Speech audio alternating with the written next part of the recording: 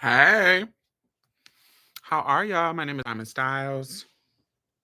I am the host of Marsha's Plate podcast. I go live every Friday at 7 when available. And today we are going to talk about there's a video going viral and it's this guy. He's some guy is talking to him in a car about his relationship with trans women.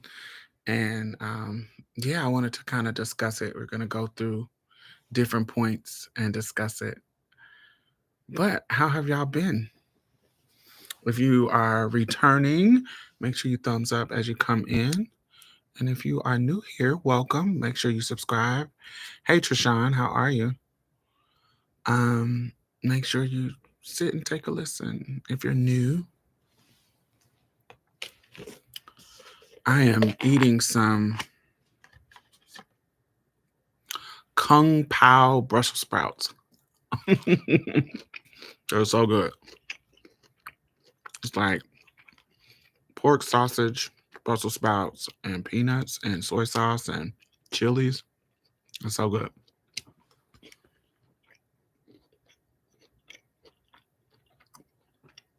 So good. And did you know that Brussels sprouts have a high content of protein compared to other plants? Hey, Gigi. Oh, good. We're going to talk about straight men, their fluidity, hobosexuals, you know, these trans 101 conversation that keep going viral.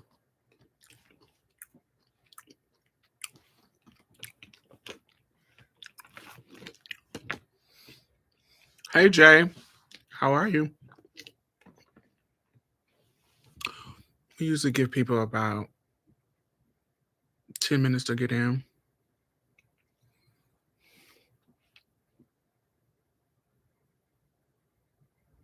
Are we still going to talk about that crazy ass movie? Oh, are we talking about Saltburn? I haven't took notes about Saltburn, but I wanted to do a review of it.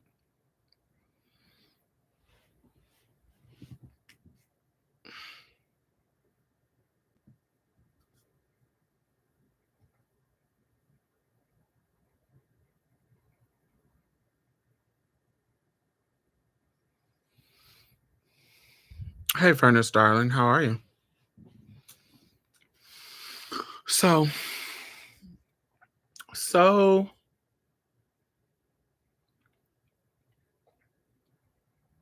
many elements to this story. It's not really a story. It's just an interesting seeing how people respond to it. Hey, Deshaun, how are you? Seeing how people respond to it is quite interesting. I'm doing well. I just got in trying to eat something. Yeah, I just got something to eat. I was telling them before you said something that I got some Kung Pao Brussels sprouts, which is so good. It's from this restaurant in Nordstrom. They almost gone, but they're good.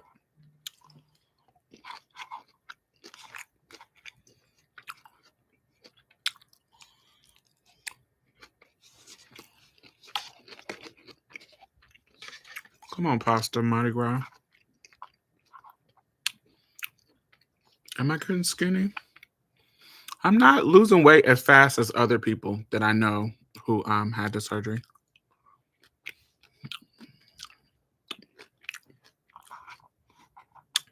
Which is okay.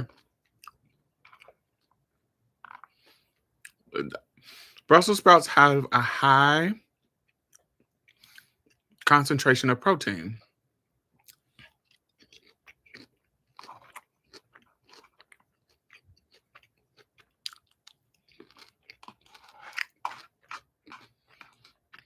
Oh yeah, it is your year anniversary.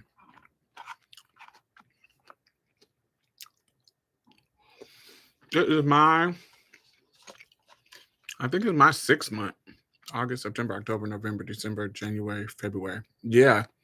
The second will be my 6 month anniversary. And I am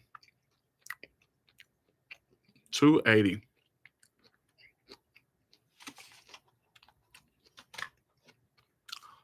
I started at 335.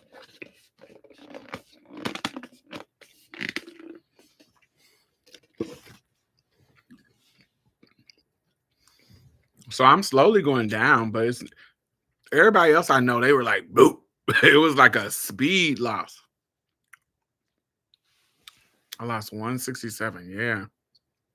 So even if at that rate, 167, what's that? That's 80 pounds in a year. That's like 80 pounds a half point. So even if that rate, I'm still not, you still slay me.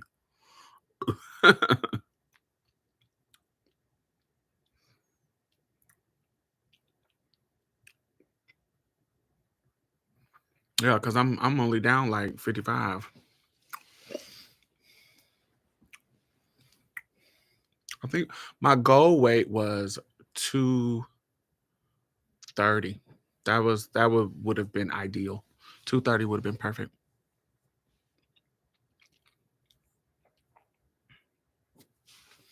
Hmm.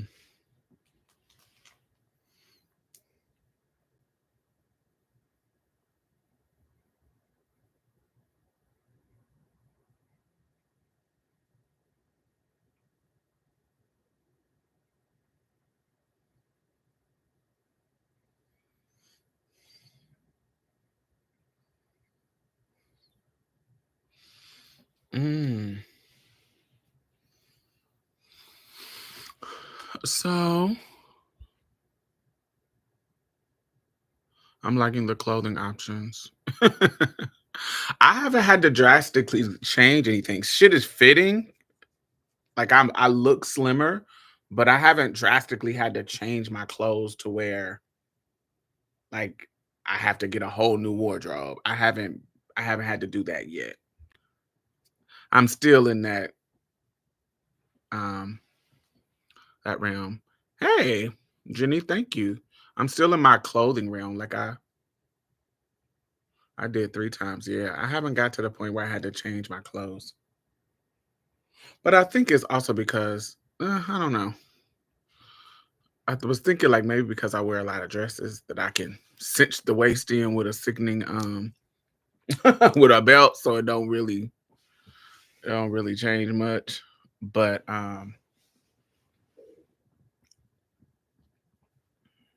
yeah, I haven't had to change my clothes yet.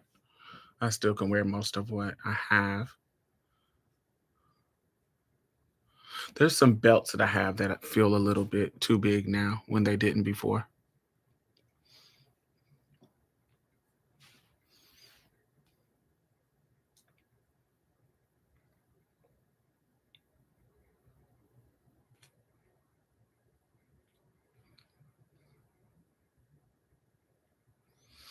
Yeah, but yeah, I'm down 50, 55 pounds. I have a like my extremities are not swollen. I remember prior to surgery, like my feet was always swole up like fucking pork chops. Now, they're not swollen at all. um, all of my shoes just fit better.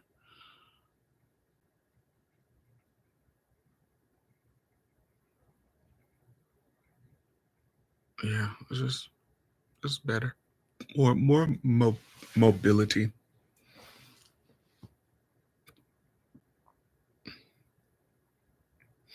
These titties ain't going nowhere though. I was thinking about getting them joints reduced, but my titties are so pretty. I don't want to fuck them up. They're so gorgeous. They're a part of my body that I'm like I really enjoy my breast. They are really gorgeous. The nipples are perfect. They're not too big, they're not too small. They're just right. And while they are, they drop. They're saggy, but that's natural. That looks like natural titties. And I don't like titties that's kind of round and to the top. I like softness. And so yeah, they're just my titties are so glorious. I love them. So the idea of me slicing them and lifting them and having a scar under them, no. I'm like, no, I love my boobies. And then it takes away some of your sensitivity, like detaching. I've hear people who do that, like they don't have no sensitivity in their nipples no more, or oh no, that's one of my favorite. These men is barely getting you off, honey. So at least whatever kind of pleasure you can get, you don't want to stop any pleasure. They barely, honey, they barely doing the right stuff to get you off, child. Mm-mm. Hey, Brandon. All right, we can start now. All right, y'all. So the topic of today, y'all know I'm a social media person, so I love social media. I know people is like, oh, I don't do social media. I'll be like, child, okay, girl, why you hitting me up on social media? I don't do social media. Da, da, da, da. I do real life. Then when I meet you in real life, you boring. You might need to practice on social media, motherfucker.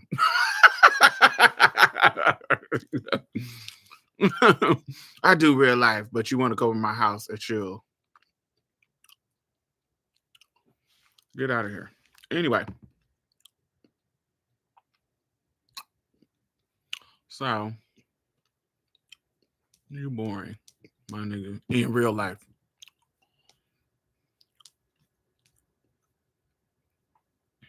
Well, that's fake. No, there's some people who fake on social media, and there's some people who real on social media. So, all right, let's play this. So anyway, one of my favorite, y'all know I don't follow.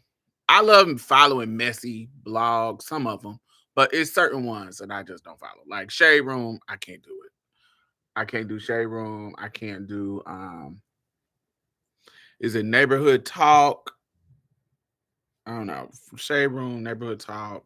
Um, but the one that I can tolerate, this is messy because they be doing some really shady transphobic clickbait stuff too. But I have most of those pages blocked. Yes, honey. Shade Room definitely. I don't know if they're blocked, but I don't follow them. Um, but the one that I like, it is just as messy and just as clickbaity, but it's just geared towards queer people. Is called Gay Magazine, GAYE Magazine. Um, they're just as messy. You can tell that a messy butch queen is running it. So, and they do there's some weird shit that they put out. So, but it's just geared towards queer people. So sometimes it'd be cute. But this week they have a video of this guy. Let me see. This dude. Let me see if it'll zoom in on his face. So y'all see him? So this looked like a regular old bum to me. So this dude in my world would never. I would walk past him and not give him any time of day. Like, say, so no energy, no nothing, no. He could speak. I would keep walking. You know how you put your headphones in and keep walking just so niggas don't talk to you, even though nothing ain't playing in your ear. That's what he would get. But I think the conversation that they have, while problematic, it is a conversation that can spark other conversation. If you want to listen to the whole thing, I'm only going to play certain parts. If you want to listen to the whole thing, you can go to Gay Magazine, GAYE Magazine on Instagram, and you can play the whole thing. So to give you context, he is outside of a car, and a dude is asking him questions about him being trans attracted. And so I wanted to kind of break some of these conversations down and talk about them. And of course, uh, we're preaching to the choir, most of us, but somebody might come across this and have more language to talk about these things. All right. If you're new here, this is what we do. We try to teach, we try to expose, we try to, you know, have these kind of discussions. Sometimes they're redundant because some conversations we have had over and over and over, and I know for sure that we're going to have them again. Because that's how you motherfuckers are. We have to have these moments to teach y'all. And so me and my lovely audience are here to teach y'all and talk about it so you can have the language if you're new here. Okay. Mm-mm-mm-mm-mm. All right, so let's listen to him. Let me see if I can help it play. I have done, you know what I'm saying? Me personally, I'm gay and I'm proud, you know what I'm saying? Oh, But you I'm not gay? gay. I don't like men. I don't like men. I like women. You know what I'm saying? Mhm. What I like, you probably not know. I like trans women. You know what I'm saying? I like trans women and I like women. You know what Oh. I'm saying? So I don't know what that means in their community, if there's a term for that, but that's what I like. You know what I'm saying? I'm proud to say that. I never be shy to say that, you know what I'm saying? Or hate myself for saying that, because honestly that's what it is. And how old were you? All right. Starting off cringy already. Did y'all hear it? I want to make sure y'all was able to hear it.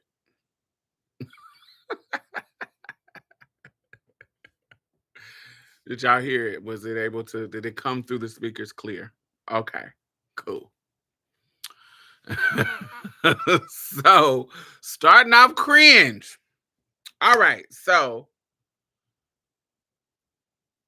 the first and foremost question that non queer people ask people like him is they're even if they may not even ask, but they put it in question.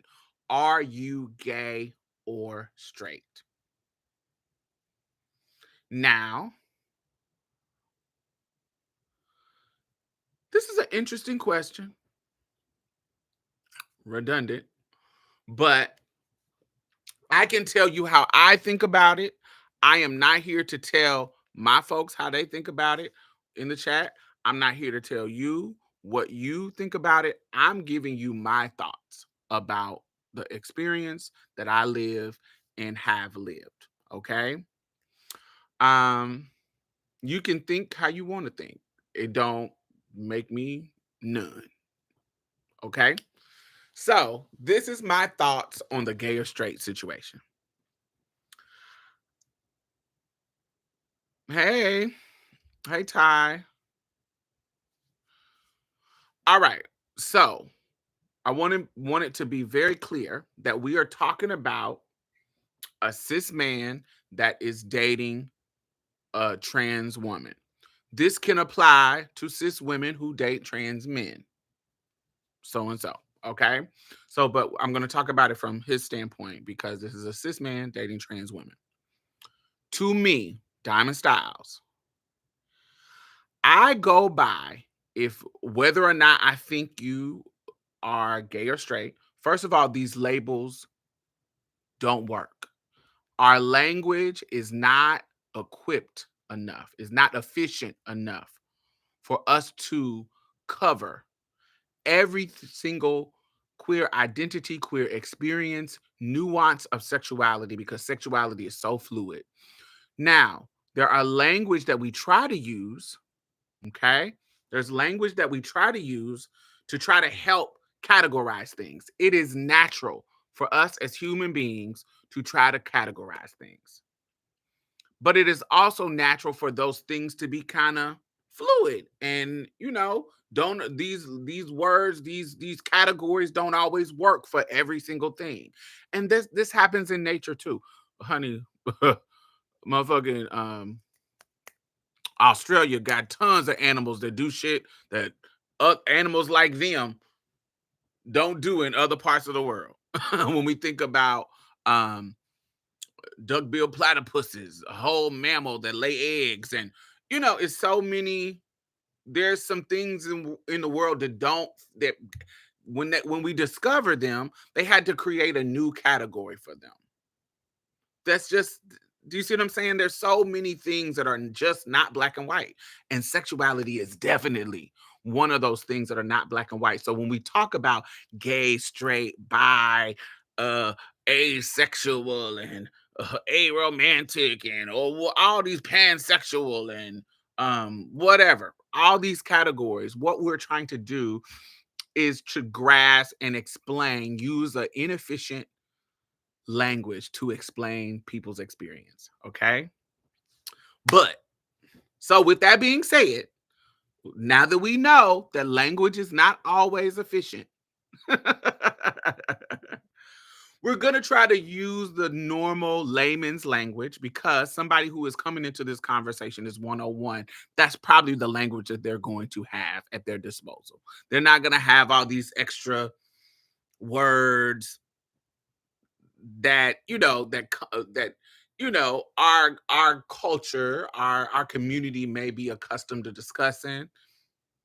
Okay, so we're gonna meet them where they are. And so, straight, the language that is the norm, straight means, on in traditional level, is that you are a person who is one gender who is attracted to another gender. Okay? A man is attracted to a woman. Now, in the cis heterosexual culture, gender and sex is conflated. They put those two things together, which is a big problem for people who are outside of that culture. They conflate sex and gender. They don't see them as separate constructs, even though they are. These are, a female is not a woman. Can be, but they're not. It's those words are not the exact same thing. Okay, a male is not a man. It can be, but those are two separate things. A male and a man. Those are two separate things. There's many people where those two labels fit perfectly on somebody. There's people who are male that are men, and there are people who are male but they're not men. And there are people who are men, but they're not male. Okay. So, but just for the sake of the layman, you know, gender, sex, blah, blah, blah. Straight is when a person of the same sex or gender is attracted to the opposite. So, a man being attracted to a woman is straight, heterosexual. Okay. Simple. When a person is attracted to the same sex or gender, let's talk about gender, then they're gay. If a woman is attracted to another woman, gay. If a man is attracted to another man, gay. So what happens in this scenario with this person is, this is a man, and the person who is talking to him is questioning his sexuality, because the person that is talking to him does not consider me as a trans woman a real woman. And that's the language that they use later on, but we'll get into that. So he keeps questioning, like, are you gay? And he says, I'm gay and proud. So for a trans woman who dates him, because he also says, oh, I don't date men, I date trans women. So to me, this is Diamond. I don't know about other trans women, but to me, if in your mind, you as a man, you consider me a man, and it makes, in your mind, it makes you gay for dealing with me, then you gay. To me, if you in your mind, your perspective, considers me a man, even though I got all of what I got going on, if it changes your sexuality in your mind, not to the world, to you, if you call yourself gay because you deal with a trans woman, I think you're gay. Now, if you are a man that considers me a woman, just another type of woman, and you don't consider yourself gay for liking this type of woman, you consider yourself straight because you recognize my womanhood, you recognize me as a woman. In your brain, you see me as just another type of woman, a fat woman, a black woman, a foreign woman, a tall woman, a short woman, a disabled woman, another, you just a trans woman, another type of woman. If you consider me a woman, and when you date me, I'm a woman to you, and it doesn't change your sexuality in your mind, you just consider this is a woman to me. So I date her because I like women. To me, you are a straight man. So, thumbs up if you agree. So, for me, it is about how you think about yourself and how you think about me. If if you're using me as a trans woman as a gateway to homosexuality, I think you're gay. If no, I can't be with a man, but you look like a woman, but you got a penis and I can play with your penis, you're gay, bruh. I am just a gateway to your homosexuality. Will I still mess with you? Sure. But if that's how your mind thinks about me, then I think you're gay. Now, if you meet me on the street and you see me as how I present and who I am, the woman that I am, and you are naturally attracted to me, you think that I'm a beautiful, thick, light-skinned, red bone, all of that sickening, whatever I got going on. Now, there's other sickening things in the world. Well, that's what I got going on, and that's your type. And you live for it, and you a straight man, and you rock with it because I don't know. All I know is you fine as fuck to me, and we can figure out what we do, how we do it, but you a woman to me. I don't think that man is gay. If in his mind I'm a woman to him, I don't think he's gay. Now, we're speaking in black and white terms. There are some fluidity because there is some fluidity in these moments, okay? Because later on in the conversation, we'll play it.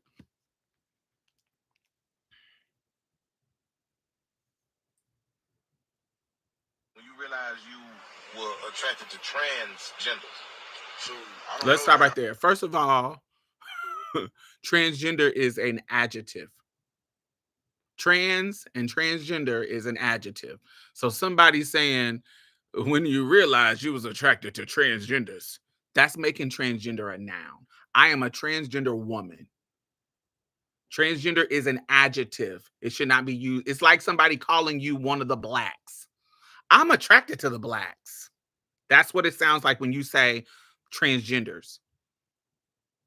Okay, so let's learn that language. So transgender is a adjective to describe something. A transgender woman, a transgender man,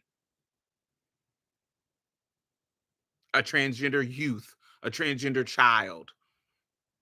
Got it? Are we follow me? So it's like blacks saying, it's when you say you like the transgender or I'm cool with the transgenders, it's similar to you saying, "Oh, I like the blacks. Some of my the blacks are my best friend." You see how that sounds weird and racist? It lets me know when you use the language like he's using it that you're not really in community with us. It lets me know that you probably are a transphobe. Those little subtle microaggressions, those little subtle things. Because most people say that when they don't want to say trans woman, transgender woman, because they don't want to acknowledge your womanhood. So they usually will make trans a noun instead of an adjective. But trans and transgender is an adjective that describes something. Y'all follow me? We here? All right, so let's listen. So he asked, when did you realize, how old were you? When did you realize how old you were when you're dating transgenders? Make sure you got thumbs up. I'm a freak, bro. You know what I'm saying? It just started off. Okay, wait. I want y'all to get into that. I don't know, man. I ain't gonna lie to you. I'm a freak, bro. You know what I'm saying? It just started off with porn. You know what I'm saying? I'm not even really like interested in that because I didn't dip and dabble with it. And when I get my nut off, it's like I'm done. But I don't know. Like I'm still trying to figure stuff out on that journey. You know what I'm saying? It's a lot to figure out. The LGBTQ community. I'm a part of the community. Okay. You are. If I was to put you somewhere, I would put you at the Q, or I will put you at the there are only two types of trans people. There is multiple types of trans people, but if to make it simpler, we have trans women, we have trans men, and we have trans non-binary people. Okay, and you could even have trans intersex people. Yeah, all these. That I guess that makes it simple, but there's other people will tell you something else, but just to simplify for the sake of learning and conversation, usually it's on the binary with trans women, trans men, but there's other non-binary people, trans non-binary people as well. But yes, that makes it simple. So I think that this is an interesting statement because I think this is something that trans people can learn. Not learn, I think y'all know it, but literally he's saying, hey, I ain't really into it. I just I'm a freak, bro. And I started fucking with it because of porn and da da da. There's these kind of almost like not denials, but kind of belittling the attraction and making it seem like it's nothing. Like I'm not really into it. I only fuck with it sometimes. I dib and dabbled. You either did or you didn't. If I sat on this camera and dibbed and dabbled my nose into some cocaine and snorted it up my nose, I'm doing some coke. I'm not dibbling dabbling. It ain't a little bit. I'm doing it. Ain't no such thing as no dibbling dabbling. There's no, you either doing it or you not. Then there's this thing with people trying to still be aligned with straightness. And this is not just with people who date trans women, but even men who date other men. They will try to say that they're bisexual when really they only fuck with men. And it's because that bisexual piece puts them still in proximity to straightness. Or even just, I'm down low. These things put them in proximity to straightness because of homophobia. It's just, I just can't be gay. That being just gay is just too far. And not saying that that's not somebody's experience, because bisexual people exist and gender fluid, sexually fluid people exist. So it's not saying that that's not real, but I'm just saying that there is a lot of people who will claim something that doesn't seem as gay. You hear it in conversations when it, because of homophobia, you hear people say, I'm gay, but I'm not gay. I'm gay, but I'm not ballroom gay. I'm gay, but I'm not gay. Because we demonize femininity. We demonize gay things. We demonize gay culture. I'm not gay, but I'm not rainbow flag gay. Anything that has to do with pride or femininity and going too far, there is a disassociation. There is internalized homophobia in people. And if it was a Venn diagram, there'd be some overlap when it comes to transphobia. Okay. When it comes to transphobia. And so men who date us, there are certain things, and I'm going back to the trans conversation. Men who date us will try to belittle the attraction. They will try to belittle it and say, "Oh, I just do it every now and then. It ain't really my thing." It reminds me of Pose when Praytel was in the hospital and the college educated queen. Yes, that is a perfect example. Yes. I'm gay, but even though we in this hospital together, being affected by HIV in our status, because we do the same thing, because we put our penises in butts and put our butts on penises. That is also another thing. There is this culture. Now, this is something that that's with all gay. No, I don't say all. That's too absolute. With all like all cultures, there is sexual acts that seems to be considered more gay. So let me explain that a little bit. So if you are the bottom, that is more gay. But if you're the top, that is less gay. So a dude will think, oh, I don't remember on Tyler Perry, I ain't nobody bending me over. You putting your penis in a man's butt, that's still gay. I don't care if you're a man and you're putting your penis in a man's butt, you're still doing a gay act. You're still being gay. But in certain people's minds, that's not gay. I'm the one doing the topping, so I'm still aligned with straight, because I'm still aligned with being a man, because I'm doing the dominant thing of putting my penis in a butt. So I'm still aligned with straightness and masculinity. Are y'all following me? And this is with gay men, and this is also with trans women, and it's also with the lesbians too,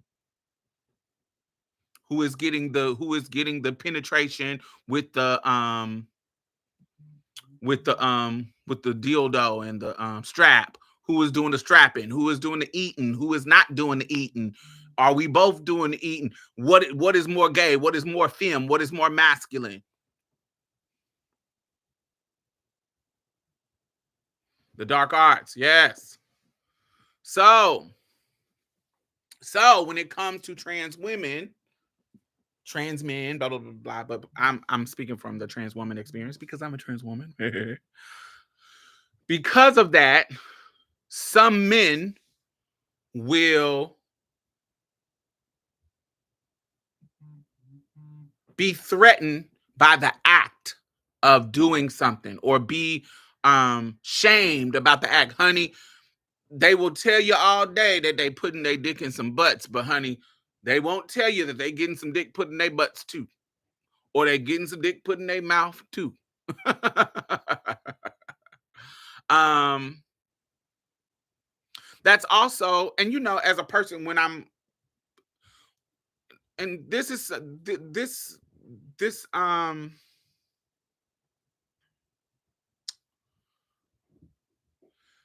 mindset,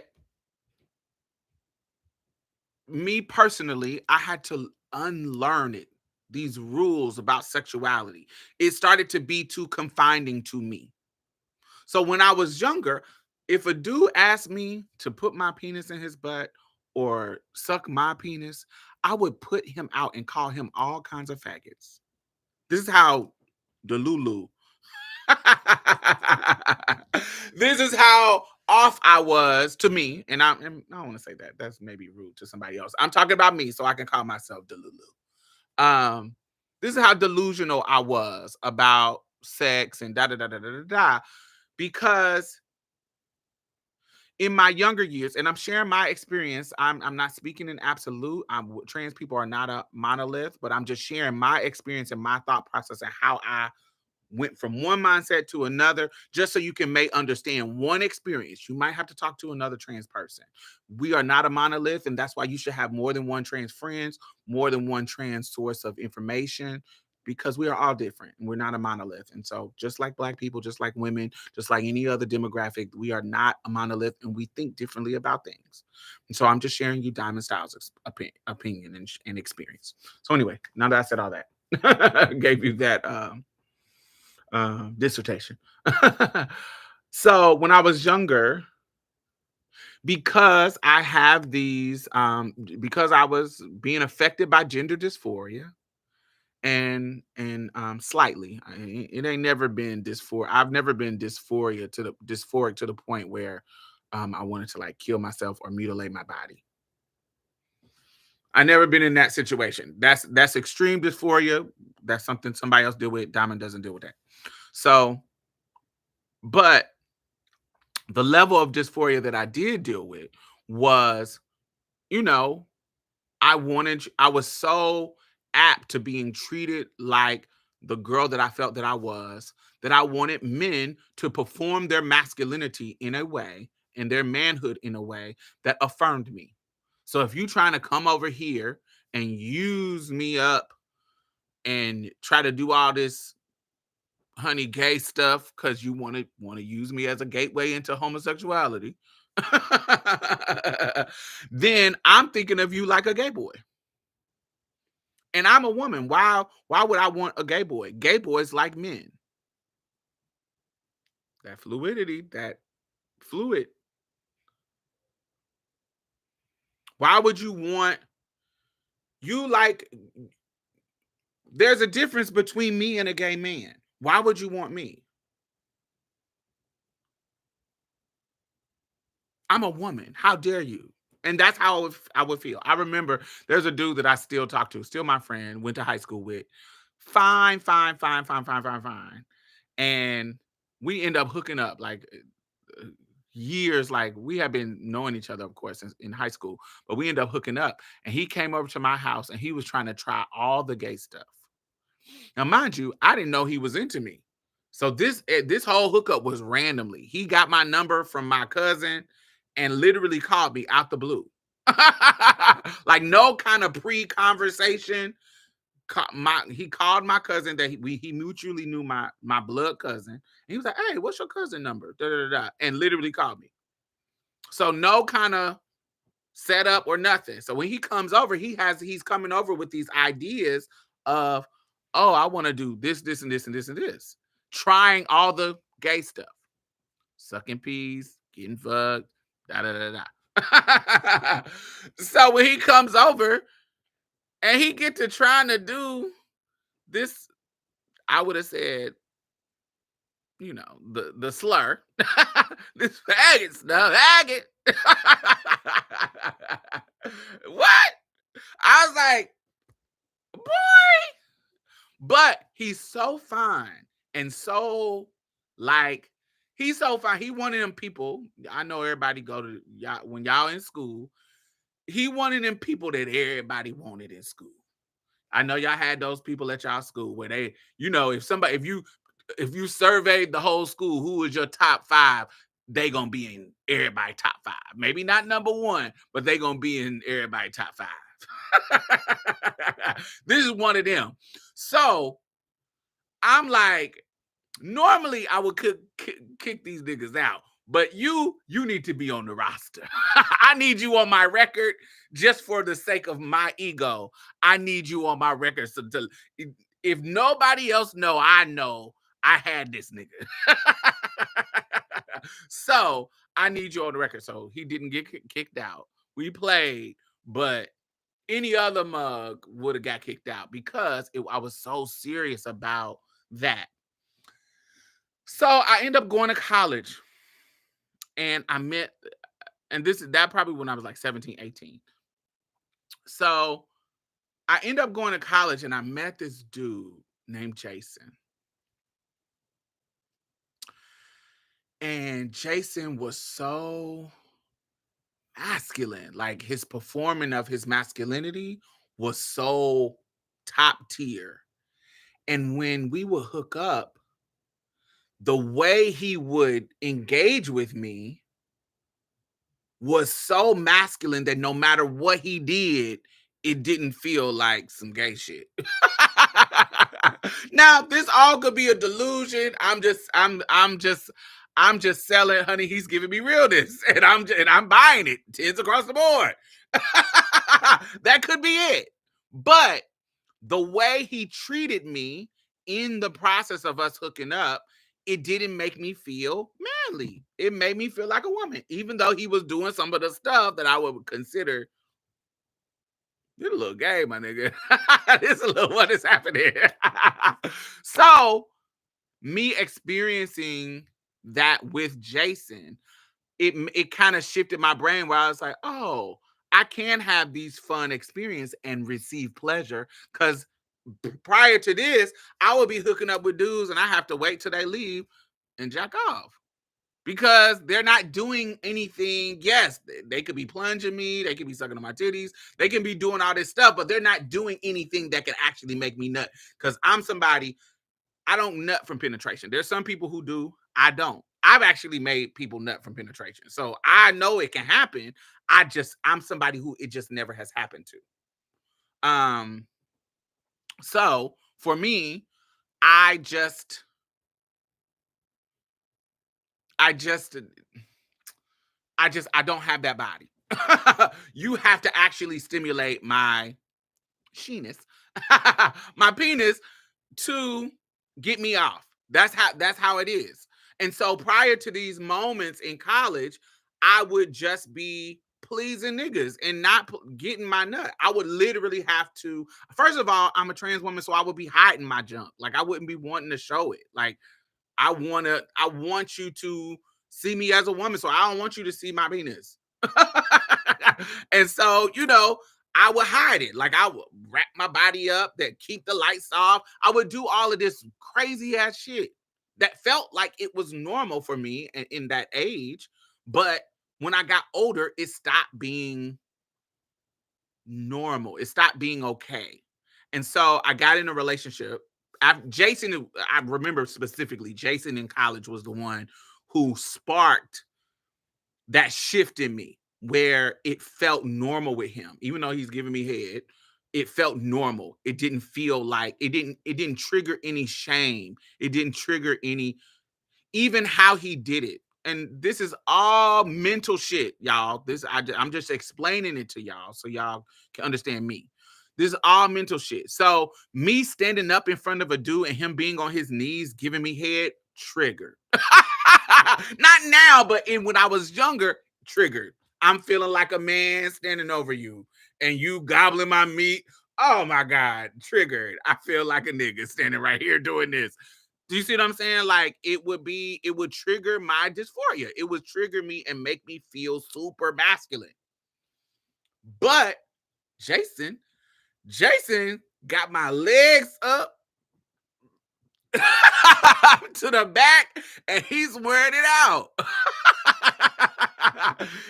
The way he's doing it doesn't feel, even though it's the same act, it's just how he's doing it doesn't make me feel manly. It makes me feel fish, honey.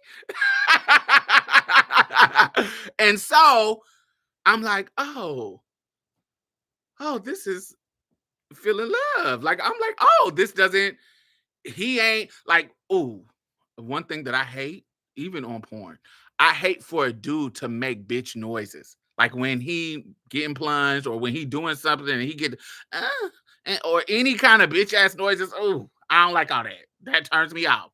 Don't do that. And Jason was not that. You knew you were engaging with a man. So it was dope. Dope, dope, dope, dope, dope. Loved it, loved it, loved it. Made me feel like the woman that I am. And it was great. So then I get in a relationship after this. And so we live together. I've heard people say this, and I used to think it was bullshit, but I get it now. Let me I want to talk about my ex. We live together, so it's- that's a thought. But I want to talk about Brianna Banks. That's why bottom shaming is so prevalent, which is never understood because we are who we are. No, no, no. That's not the comment I wanted to respond to. But yes, I think that that's totally true, Brianna. This is the one. Exactly. No matter what a man and a woman do together, it is a man and a woman. Okay. So let's talk about that nuance. So that started to be, while I understand that statement, it started to be a problem for me. I'm not saying it for all trans people, but it started to be a problem for me, that statement, because there's some nuances in my body that I cannot ignore. There's some nuances to my body. I'm not coming to the bedroom with the same equipment that a cis woman is coming to the bedroom, and that cannot be ignored. I know I'm a woman, but I'm a trans woman. It's a very specific, particular thing. And I come to the bedroom as a trans woman. And so I don't think it invalidates my womanhood, but because I'm coming with a toolkit that's a little different, that's a lot of different, that has to be acknowledged. So as I shift in my mind and I get older, I don't consider men who deal with me straight. I don't consider men who deal with me gay. I consider them queer. That where I'm at 40, I'll be about to be 43 next month. Where I'm at 43, men who deal with trans people, men who deal with trans women, I consider them queer. I consider them the Q.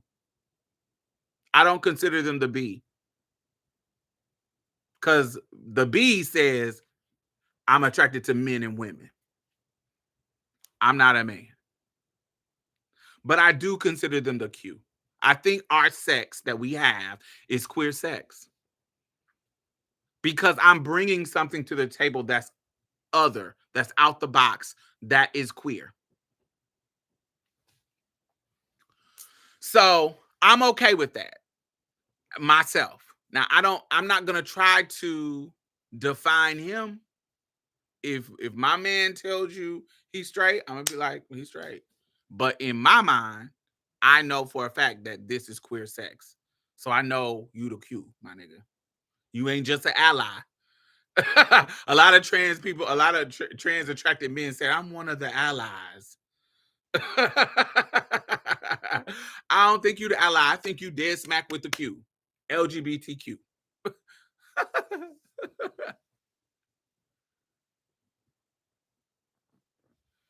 I think you're the Q. And that's okay.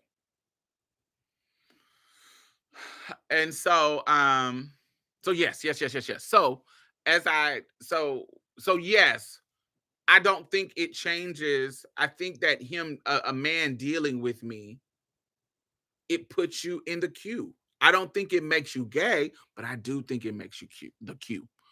Um, it doesn't make me less of a woman. I'm a queer woman. I'm a queer bodied woman.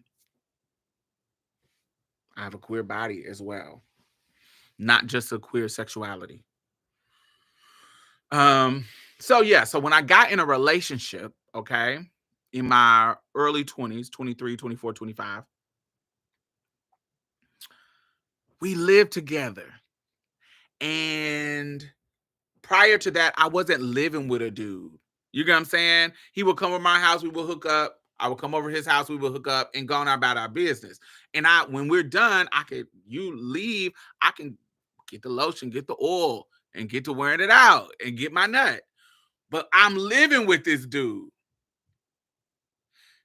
Do you feel what I'm saying? I'm living with this dude. So imagine me we're living in the same house, sleeping in the same bed, and I gotta jack off to get my nut just on me, just me. That feels uncomfortable. I gotta go to the bathroom to jack off because I don't want you to see me jacking off. This made me feel like, what the fuck? This is ridiculous. Just on my own self. But what type of nigga are you with that'll let you, that can, based on what's happening, learn that he's not getting off, that he's not getting you off? What type of nigga who loves you is okay with that? What kind of nigga is so selfish that he sees that he's not getting you off and is okay with it? Now we know niggas use people for their body all the time. So there's tons of dudes who don't love you, that want to use you for a nut and will let you get their nut and go on about their business because their goal is to get their nut. They don't care about your nut. But I'm talking about a man who loves you. A man who loves you is going to want you to get off. That's just what it is. This sexual experience is a shared experience. A man who loves you is going to want you to get off. So I'm sleeping in the bed with this dude every night. And in the beginning of our relationship, I had to get myself off.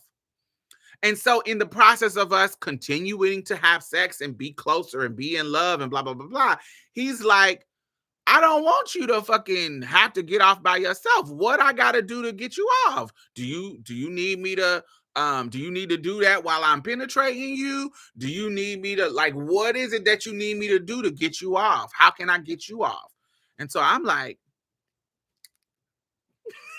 I don't know. So now I have to confront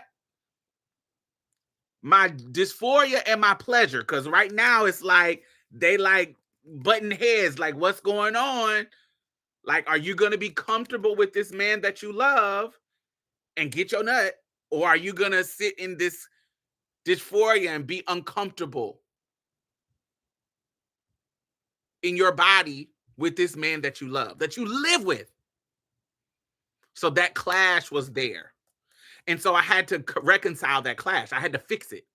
And so my fixing was, I'm trying to get my nut, my nigga. And so it started off to where, you know, first it was me masturbating while he was penetrating me. Okay.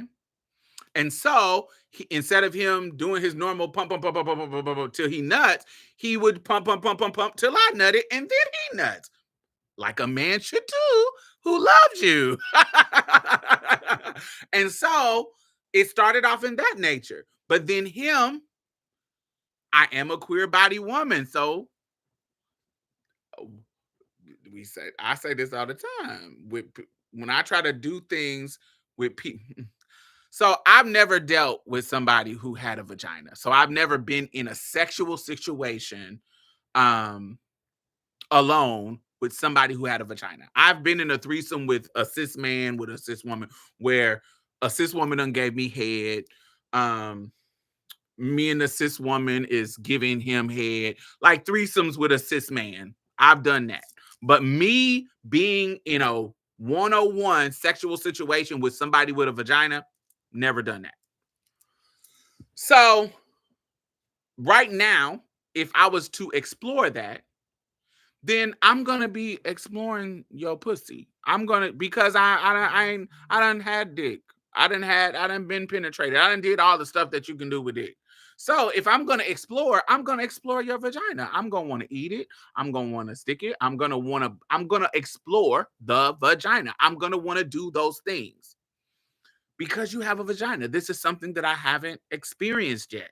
So if I'm exploring my sexuality with you, then we're going to do that stuff. So I wouldn't work with somebody with a vagina that doesn't like their vagina touched, because there are some touch me nots. I wouldn't work with somebody like that because I don't see the point in me being with somebody with a vagina and not exploring the vagina. That doesn't make sense to me. And I think men who date me, the men who I've dated in my past, I don't want to say all of them. But when they get in the bedroom with me, if they never messed around with penis, then you have a penis. So if there's something that I want to try, whether it be getting penetrated or sucking some piece, then boom, you have a penis. And so that's when that queer sex come in.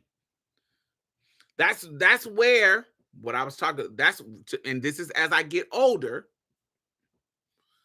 This is where that queer sex starts to be a more applicable word when it comes to men who date trans women, because now you're exploring body parts. It's just not my identity that we're talking about. We're talking about body parts. And so if you sucking dick is sucking dick. and a dick is a male body part. So it is inefficient for me to say that, oh, you just straight. Now, I understand when people say that, but it don't work for me no more. Gay don't work, but straight don't work either. Queer works for me.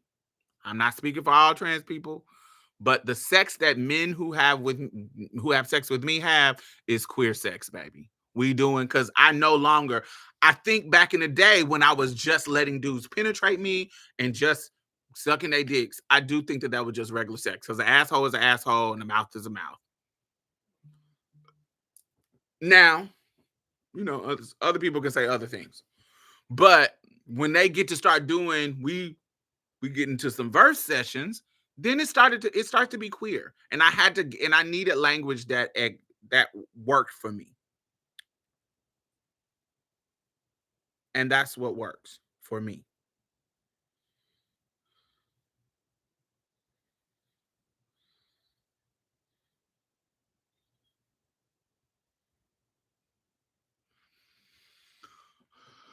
A meat goblin ally.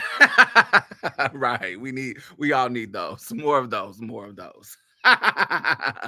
So, all right. Let me go back to oh boy. The LGBTQ community. I'm a part of the community. You are. Oh yeah. Okay. I love women. I'm attracted. So he asked him, do he like women? And he says, okay. I love women. I'm attracted to feminine. I'm straight feminine. I like straight feminine. Men do not attract me. You know what I'm saying? But I'm just a freak though. You know what I'm saying? So okay. That's how really I got on trans, because I just started with just some porn. You know what I'm saying? So, but in the trans a man though. But no, I don't. How am I supposed to know that? It's well, don't if they're they have the penis, right? Yeah, but they got titties too. Okay. Trey said, okay. All right. So, like that. So that is that nuance that they're like, they don't have the language to answer that question because they are not in relationship with trans women or trans people to have the conversation that I'm having with y'all. Do you see what I'm saying? Because he's literally telling this man, I'm just a freak. I'm just a I just I got into it through porn, because he is using trans women as blow-up dolls, human blow-up dolls. Because at the end of the day, that's what it is. If you're using women for sex, it's just a human blow up doll to you. That's what it is. And so he's not having real conversations with trans people and learning the language for him to be able to describe his queer sexual experience and his queer identity. He doesn't have the language, but this is somebody early in that. I could tell he's young, but even though he looks raggedy, but um, he doesn't have the language because he is not in real relationship with trans women. I can tell by how he's talking. He's in sexual relationship with women, trans women, and women. He clearly has sex with both, and he talks about this later. But do you see what I'm saying? Like, there's a difference between having a relationship where we can talk about shit and not you just coming over, wham, bam, thank you, ma'am. Got it? So when you get with a real Make sure y'all thumbs up. Has a vagina, do you listen? Real woman that listen to that. So when you get with a real woman that has a vagina. So when somebody says that, I'm listening to these microaggressions in this language. When somebody say real woman, what's the opposite of real?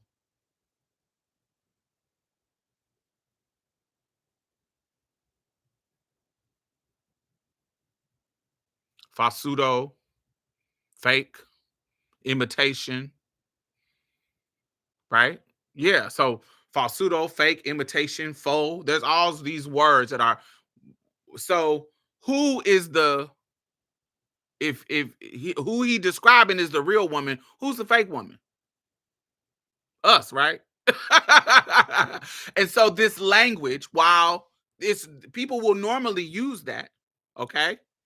This is something that somebody will, especially a transphobe who is not educated about trans people, they will use this language. Well, I'm talking, well, what about the real women? Well, what about, that is why we need language that doesn't invalidate trans women or trans people.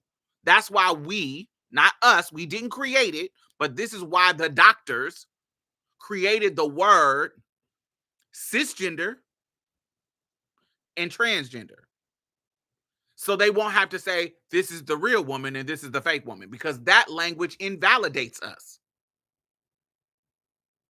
And so the language that is best to use is cisgender, which means on the side of your gender. Your identity is on the side of the gender that you were assigned at birth. That's all it means. It's not some special, trans people didn't create it. It's not no new word. It's been around. So it's not something that we're just making up to call cis people something. It is literally just language that is not invalidating us. A cisgender woman and a transgender woman. So we're not using the language of a real woman and a fake woman. Even if you're not saying fake, by saying that this is a real, you're automatically, the subtext is this is fake. And I'm not a fake woman. If you could touch me, we can clap hands and do Sealy. Ain't no ocean, ain't no sea, my tea, tie. I'm real. You can touch me. I'm real. I'm a real human being.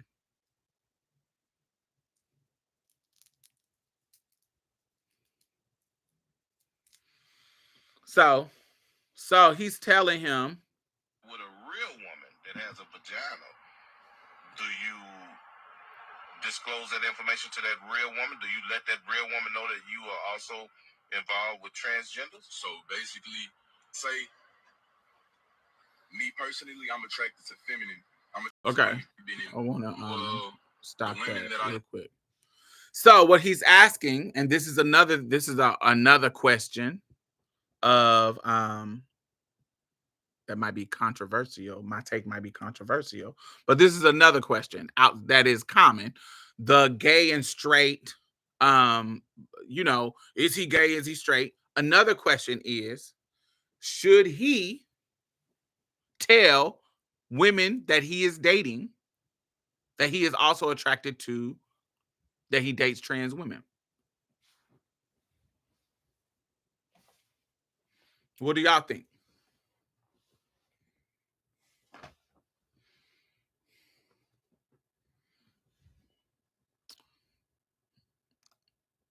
Do you think trans attracted people should tell cisgender people that they date that they date trans people too? And I see 26 people in here. Make sure if y'all listening and enjoying the conversation, make sure you thumbs up.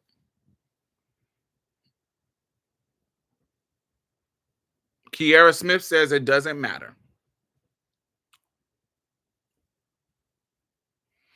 Corp says no. Come on, Corpse. and Moore says no. Jenny Boom, to me, I don't care to know. That's his business. Jay Scott said the only reason I say yes is because we all know that's something they want to know. But wanting to know something, that don't mean nothing. You wanting to know something don't mean it's a yes. I have to give it to you. I want to know what's in the motherfucking bank account before I date them. They don't have to tell me it. I want to know how much money they make. They don't have to tell me it. I want to know it though. Cause I done met a lot of brokies that I wouldn't have dated if I knew they was that broke. Should they be telling me their bank account and their credit score? If it comes up in conversation, but I don't think he would have to give that information without being asked. Right. I'm not saying it's morally wrong, but if it were me, I say something because I don't have time for you lied to me conversations. So this is how I think about that. So there are things in our lives that comes with judgment, shame, and particularly judgment. And there are I feel like there are some things about my life. Take transness out. There are some things that I have experienced. Some things in my life, Measha, I don't know how to say that. I'm sorry. Says omission is suspect. Okay. So when we talk about omission, there are some things about my life that I have done or do that you don't need to know unless we are in a deep relationship. I think abortions, should you tell a man all the abortions that you had? That's your business. That's your medical business. What you chose to do with your body. What you chose to do. Now, if y'all in a deep relationship and he asks you, what's up with, have you ever had any abortions? And y'all have established trust to where there won't be any judgment, then you're going to be like, oh, okay, I can tell you about the abortions I had. If you got an STD, STI,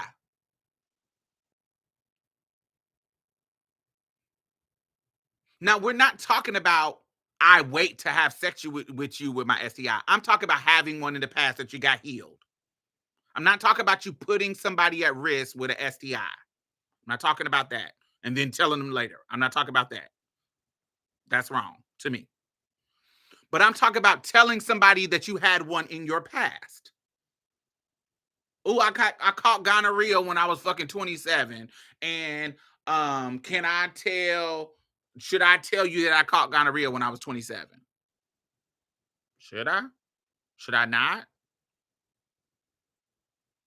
I don't think you should. I think that that's your business. And when you get in a close relationship with this person,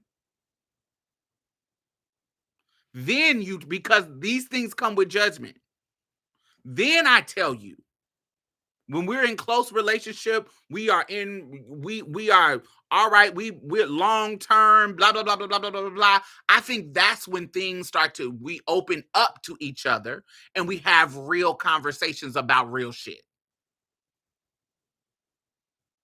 If we're planning to be in a long-term relationship, we're not hooking up, and you ask me, and we've been together for a while, and we done established trust, and you say, have you ever messed with a trans woman? I expect you to say, you know what, I have. Because we are in right relationship. We've been in together for a long time. We're planning to go forward, blah, blah, blah. I think that's when it's time to tell. But just telling a chick or a dude your business up front, don't none of y'all motherfuckers do that. I don't care what none of y'all say. Ain't nobody telling all your secrets up front to nobody. There are things that you hold back until you feel safe. And we all know that a man telling you that he deals with trans women puts him in question. And so until he feels safe, I don't think it's okay for him to tell you. It is not your business. Don't nobody tell all their business. Yes, you shouldn't be marrying no woman and she don't know your history. I think that's tired. But that's not something that happens up front. I don't think just a hookup is worthy of getting all somebody's secrets. I don't think a hookup, I don't, even take a like HIV. I don't think a hookup is worth somebody telling you that they have HIV. You should be using condoms with somebody that you don't know. You should be on PrEP. You should be taking your own sexual health in your own hands and saying, hey, I don't really know you like that, so we're using condoms.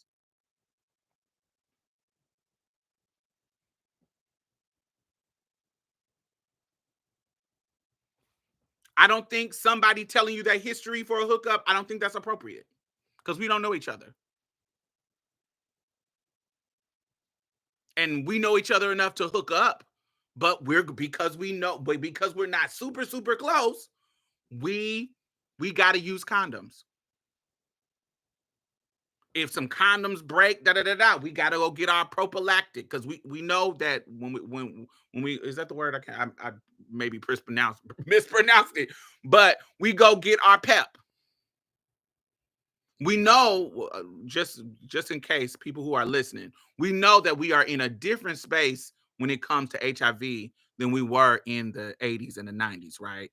We know we're in a different place. You got medicine that you can take within 72 hours and blast that all away. We all know that, right?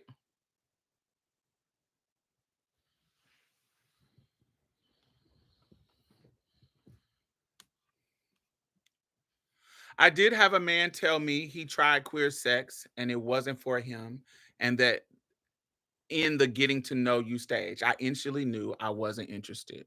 And that's okay for you to feel that.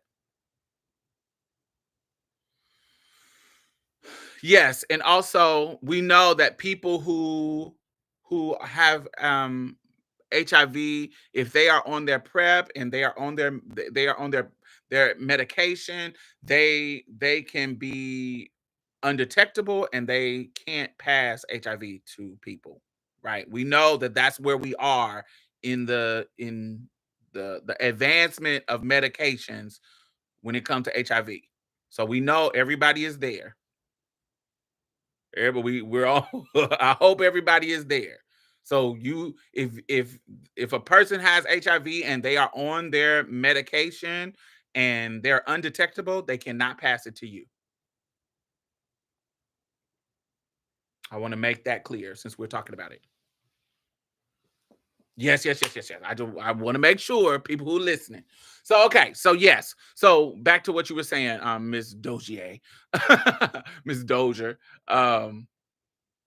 Yes, it's okay for when you find out new information about somebody, it is okay for you to say, that's not for me. I want somebody who hasn't explored. It's okay for you to say that. I think that's totally fine. I think that's totally fine. But I know that there are men who won't tell you if they know that about you. Now, whether that is morally right or wrong or blah, blah, blah, blah, that's something that you can discuss and you can have opinions about. But that's one of the reasons, because of that response, that is one of the reasons, that okay response, that is one of the reasons why they don't disclose that information. It's kind of like why trans people, not saying that we all do this, but kind of why trans people don't tell their tea up front. I don't tell my tea up front to men because I don't know how safe I am in this situation. Now, when I know I'm safe, then I tell you.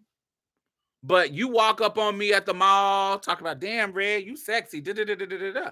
I'm going to say thank you. Hey, can I get your number? Sure. Blah, blah, blah, blah. We going to chit chat on the phone. We going to text. Da, da, da. When I feel us going to the next level, then I'll be like, well, I think it's something you might want to know before you decide if you want to go to the next level with me.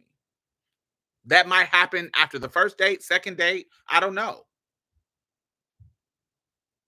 But I know I'm not doing it until I feel safe. Because my safety is the number one priority, not his heterosexuality. Like, I don't care if he's straight.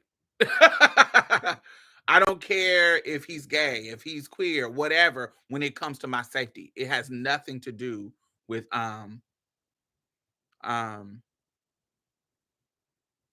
me deciding what is safe for me has nothing to do with somebody's uh, protecting somebody's sexuality, or you knew I was straight, you should have told me. I don't know what you are.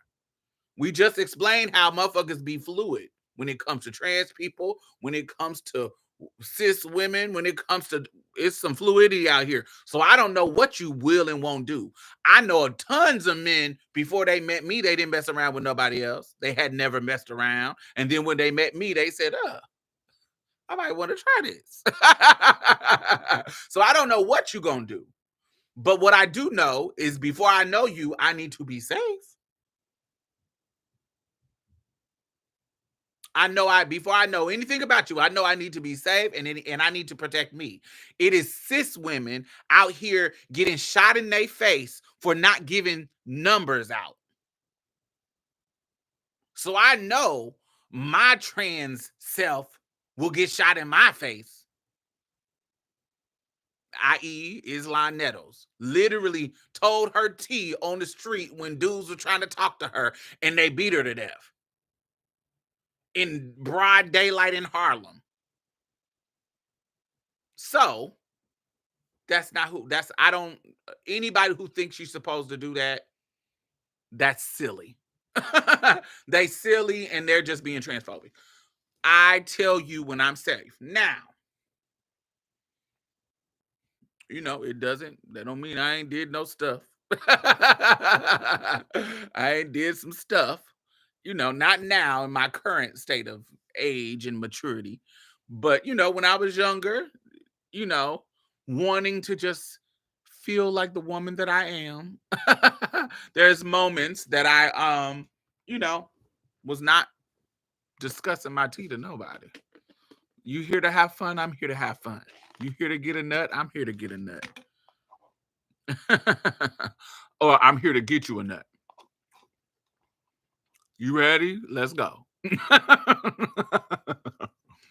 There were some moments. Young, dumb, and exploring. Young, dumb, and inconsiderate.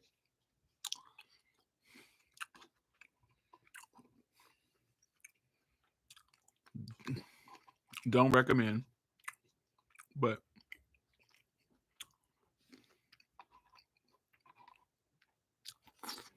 so, all right, let's continue. Oh, okay.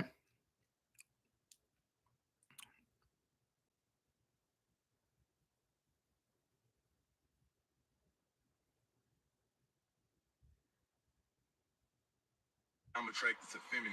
I'm attracted to women. Been in, well, the women that I have been speaking okay, to, I want to talk about that. It doesn't ever come up, but I ain't gonna lie to you. I had a woman came to my house. So being attracted to feminine. All right, so let's talk about that. So that is an interesting concept, okay? That I know y'all probably say it. I know I say it. I'm attracted to masculinity. I'm attracted to men.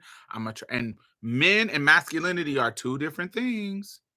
Because I'm attracted to, there's been some studs that are not men at all, that because they're so masculine, the energy that I'm attracted to is right all in them. I'm like, ooh, she fine. I'm like, oh my God, like you sexy. Your swag is right. I've met some studs like that. There's another element of masculinity too. So there are butch queens who are feminine as hell, but their look is so masculine that I'm like, God damn, he fine. I would have him. Even though he's feminine, but just be quiet and cut the lights off. Just don't say nothing. Because his physical self is so masculine. So I'm attracted to it, even though his personality and mannerisms may be feminine.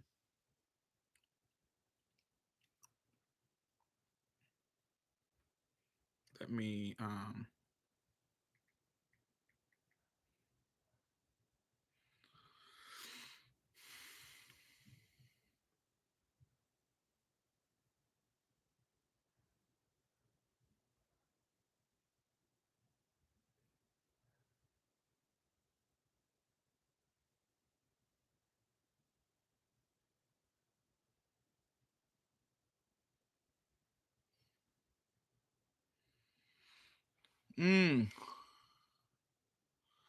A stud who is a gentleman is my favorite type of date. Word.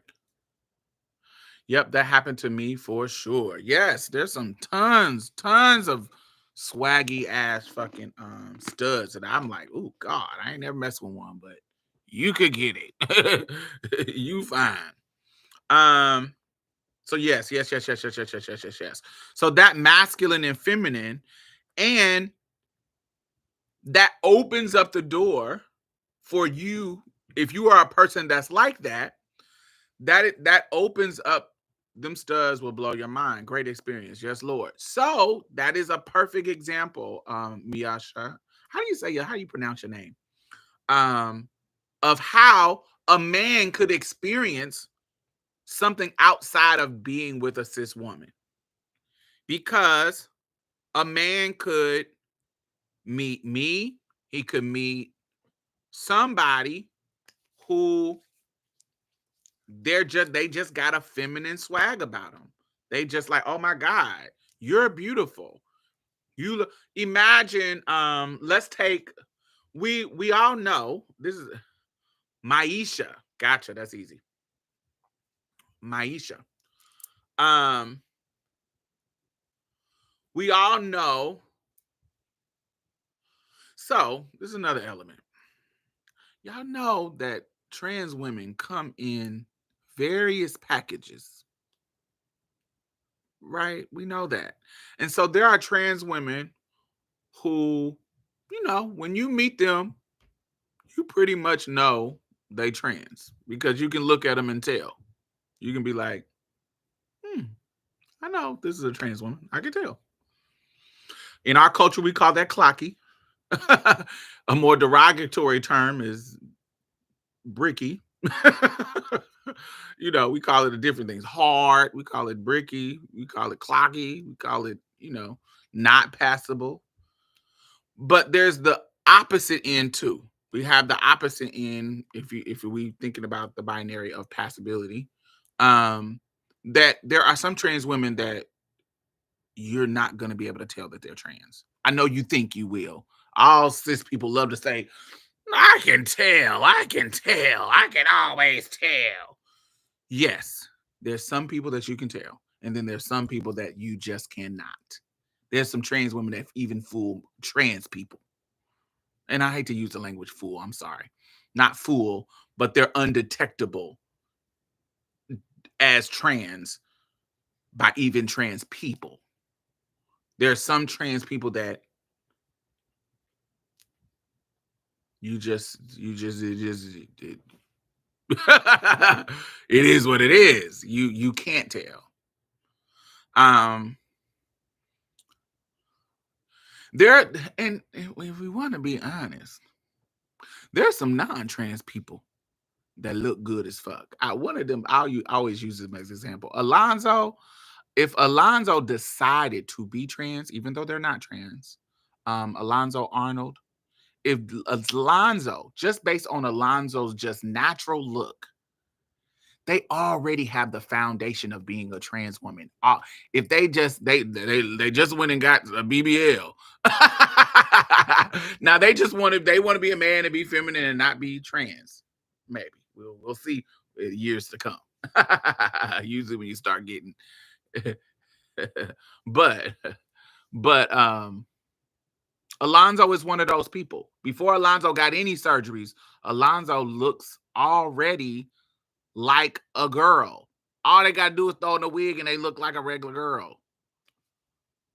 And so there are people like that where with just a little bit of tweak, they'll be right there. Like, damn, if they don't go overboard, when they don't go, especially if they don't get like too many surgeries where they getting their nose pinched and all that shit, if they just get that perfect, and there's some people that do just enough where they just perfect, where it's just look like just regular cisgender person that don't do too much, that don't go get the typical nose job, every damn thing in the world. I hate when people do that, but that's their body, so they get to do what they do. But there are some people who get good surgeons. There's some people who start early in their transition. So testosterone would stop that. Miss Netta would be like the Bricky you were speaking of. Not really, actually, Deshaun. No. Actually, no. I know some way more Bricky people than Miss Netta. Miss Netta, this is also, you gotta stop confusing, not you, but people if we're getting in a conversation with passability, we gotta stop confusing not being attractive with being Bricky. Because there's tons of unattractive women, but they look like women. Do you see what I'm saying? They just look like an unattractive woman. There's a difference between being pretty and passable. We've talked about this before. There are tons of people that are popular that I think I'm one. I don't think I'm 100% passable. I think, most of the time I'm passable, but I don't think I'm 100% passable. I think I'm pretty. I think I'm 100% pretty, bitch. I have stereotypical pretty things. So I'm not the most gorgeous bitch, but I think I'm pretty. But I'm not 100% passable. And there are some very gorgeous, popular trans women that we can all name that even though they're popular and even though they're beautiful, we all know for a fact that they're trans. Like, we would know they're trans if we met them. Not just because they told us, like, we can tell they're trans. There is one of the most gorgeous trans women that has come up out of the 2010s who don't get enough credit for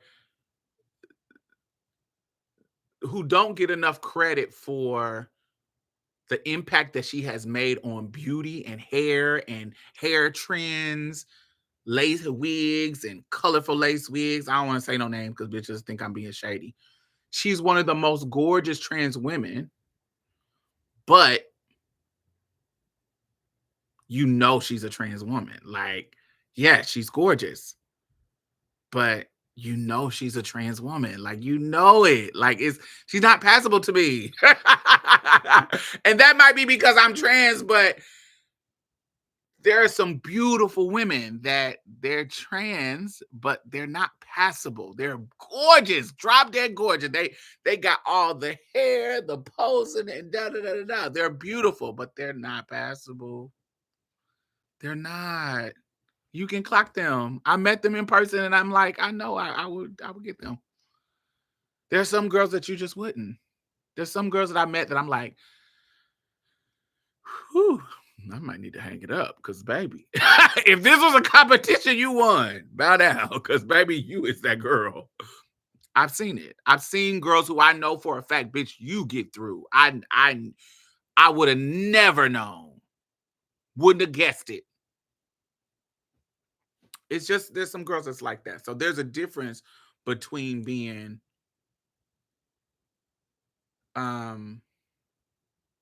passable and beautiful. And there's a different. I know some girls who ugly as homemade sin. They do not fit any beauty standard, but they still get through as a woman. People when they go to the grocery store, they may not get the men chasing them, but they get the ma'ams at the counter. Yes, ma'am. Would you like paper or plastic, ma'am? Yes, ma'am. Ma'am, can you do? They still getting they ma'ams. They still getting miss. They still getting they pronouns. She heard hers. They're still passing, but they're not attractive.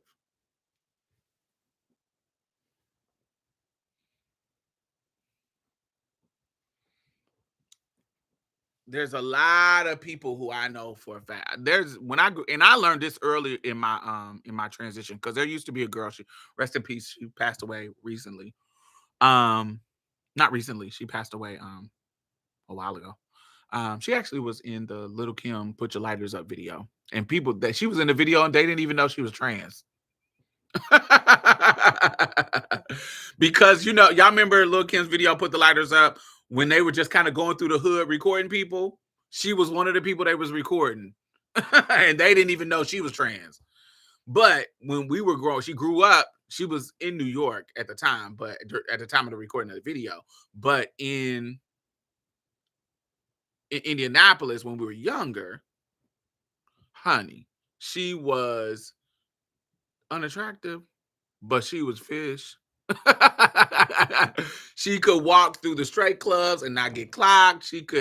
She just was that girl. When it comes to being passable, she was definitely that girl.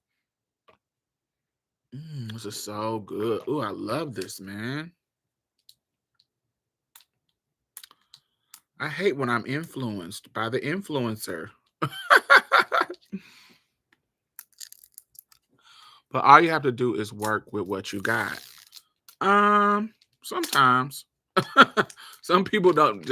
There are some people who just have, their genetics are really, really good. I gave you an example, Arnold, Alonzo, because their features are so kind of like, there's nothing strong about their features. Their jawline ain't really defined or undefined. It's, And then there's some people who are so average. Do y'all, I know some of y'all do, but have y'all ever read the book? I was about to say, do y'all read? Of course y'all do. Have y'all ever read the book Confessions of an Ugly Stepsister? Have y'all ever read that? By Gregory Maguire. He's the same person who wrote Wicked. The kind of reimagining of have y'all tried this shit? There's a blue version. This is the blue version that y'all probably have seen before. Have y'all seen this? But this is the kind I like the blue version. The blue version, this is what I just said that I hate when I get influenced by the influencer. So y'all know I love Jackie Aina. And so she sprayed, I saw her spraying this. I was like, let me go find this. And they sell this at Sephora. And this is something that you put under your I didn't open this one yet.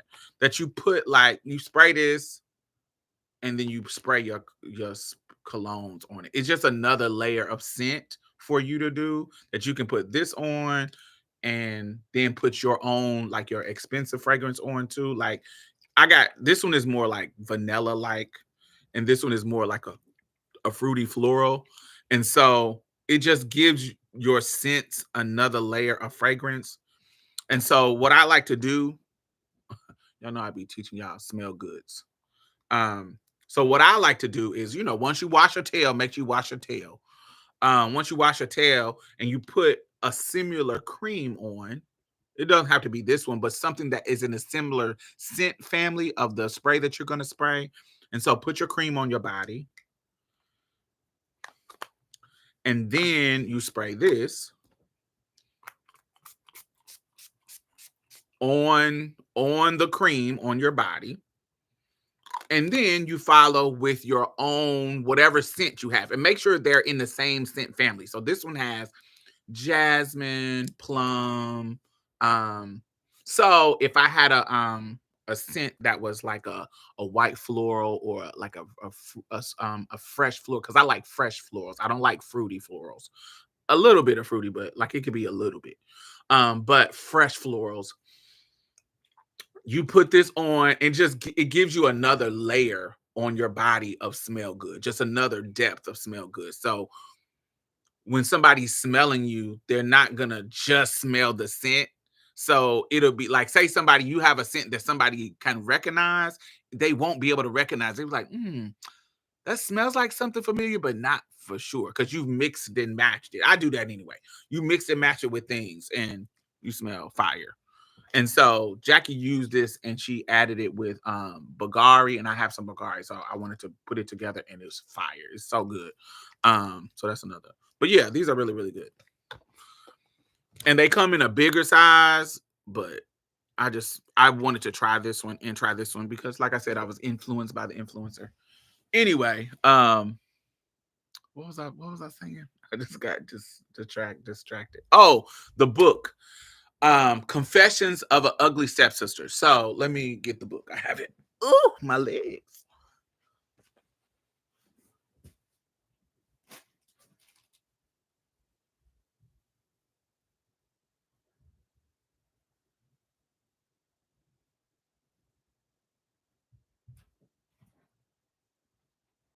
I thought I had it. Shit, where is it?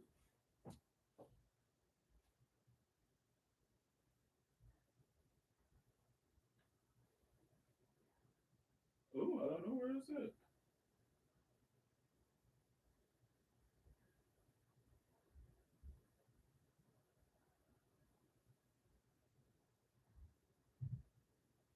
I don't know. I guess I don't know where it's at. Anyway, I'll find it later. Well, I won't need to find it later. I won't be on. But anyway, Confessions of an Ugly Stepsister. So, Confessions of an Ugly Stepsister. So it is just like he did Wicked. The Wicked.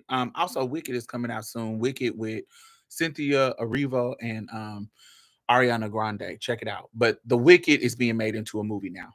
But Wicked by Gregory Maguire is a reimagining of Oz. Okay, so it's told from the story of the Wicked Witch of the West. He did other series where he reimagines. That's his thing. He reimagines fairy tales. So the Confessions of a Ugly Stepsister is the reimagining of Cinderella, and so it is told from the story of the stepsisters. Okay, the ugly stepsisters. So one of the themes of the book is the ugly stepsister, of course. But it is talking about being a plain Jane, talking about being so average that you're just average. Like, you're not ugly, you're not beautiful, you're just an average person. And the benefits of that. So when you're beautiful, and this is things that they explore in the book, when you're beautiful like Cinderella, I think the character in the book name is Clara. But when you're beautiful like her, people want to objectify you. People want to own you. People want to make you into a trophy wife. People want to rape you. People want to harm you. Yes, perks come along with beauty. It kind of explore the kind of privileges of beauty, but then the curse of beauty. The privilege, yeah. So if people are nice people, they might you might get some perks. You might get some tickets bought from you.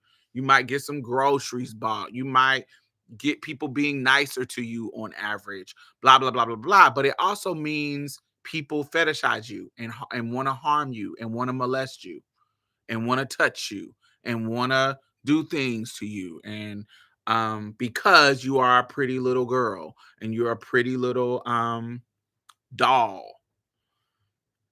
So it explores that, but it also explores being the plain Jane and being looked over. Not because you're ugly or being picked. You're not getting the mean stuff that the ugly person might get. You know, da da da da da. You're not getting the mean stuff, but you're not getting the good stuff either. You're just a plain Jane. And so I brought that conversation up because when we think about passability and passing, that is an element. That is an element. There are some people, because they're so regular, they're not ugly, they're not beautiful, they're just regular. Baby, you look like a soccer mom from Ohio. So you don't get clocked because you just like a regular person. So nobody is checking for you like, oh my God, damn, and really getting into your tea because you're not attractive. You're not ugly, but you're not attractive. So you can just go through the world and be regular. And that is a perk. There's some people who I know who one of the reasons why their life has been so great is because they're just a plain Jane. They're just a plain Jane, regular girl. And nobody is chasing after them or dismissing them. They're just regular.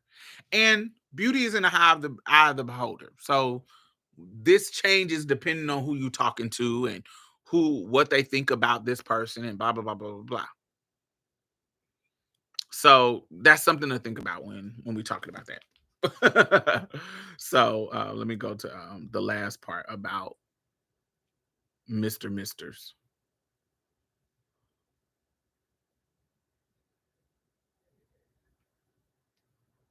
Because I was on the streets and I need. Oh, this is it. So he's talking about the trans woman. Classify that as being gay, if like a bitch want to eat your ass. I ain't gonna lie to you. I had a woman came to my house recently, or my mother's house when I was staying with my mother, and she was trying to do some free shit like eat my ass and lick my balls and shit. Do you classify that as being gay? If like a bitch want to eat your ass, but it's a female. I don't know. So he's talking about the cisgender woman, even though he says it's a female, because remember I told you they conflate real woman, cisgender, and female, all this one thing. But if she does all of these acts, remember what I was telling y'all earlier? If she wants to eat my ass, lick my balls, she wants to do these things, especially any kind of anal play with a cisgender man, that is some gay acts. Oh, this is gay. That's you doing some gay stuff. No matter when did licking balls become freaky? I thought that was normal. It's normal for us, baby. It might not be normal. There's a lot of things that I talk to people and I'm like, oh, y'all don't, that's not normal. And they don't be normal. Some people is real vanilla. Some people is real vanilla. There's some women who don't suck dick. I thought sucking dick was normal. It's the men that don't eat pussy. I thought eating pussy was normal. So everybody bedroom and is open. It sounds like it's boring to me, but we don't need to yuck nobody's yum. Whatever works for them works for them. My Aunt Jo, honey, she's 80, she's 81, and she told me, honey, she was like, she ain't never got into sucking dick. She said she never had to. She's like, I ain't never had to suck no dick. She said the dudes that I married, they never wanted that. They wanted pussy. They wanted to try my booty hole though. She was like, they wanted to try my booty hole, but they never pressured me to give them head. So yeah, but she's from old school too. She's 80. Like she's 81 now. So when she was coming up in her time, when was that? When was she like 2021? What's 60 years ago?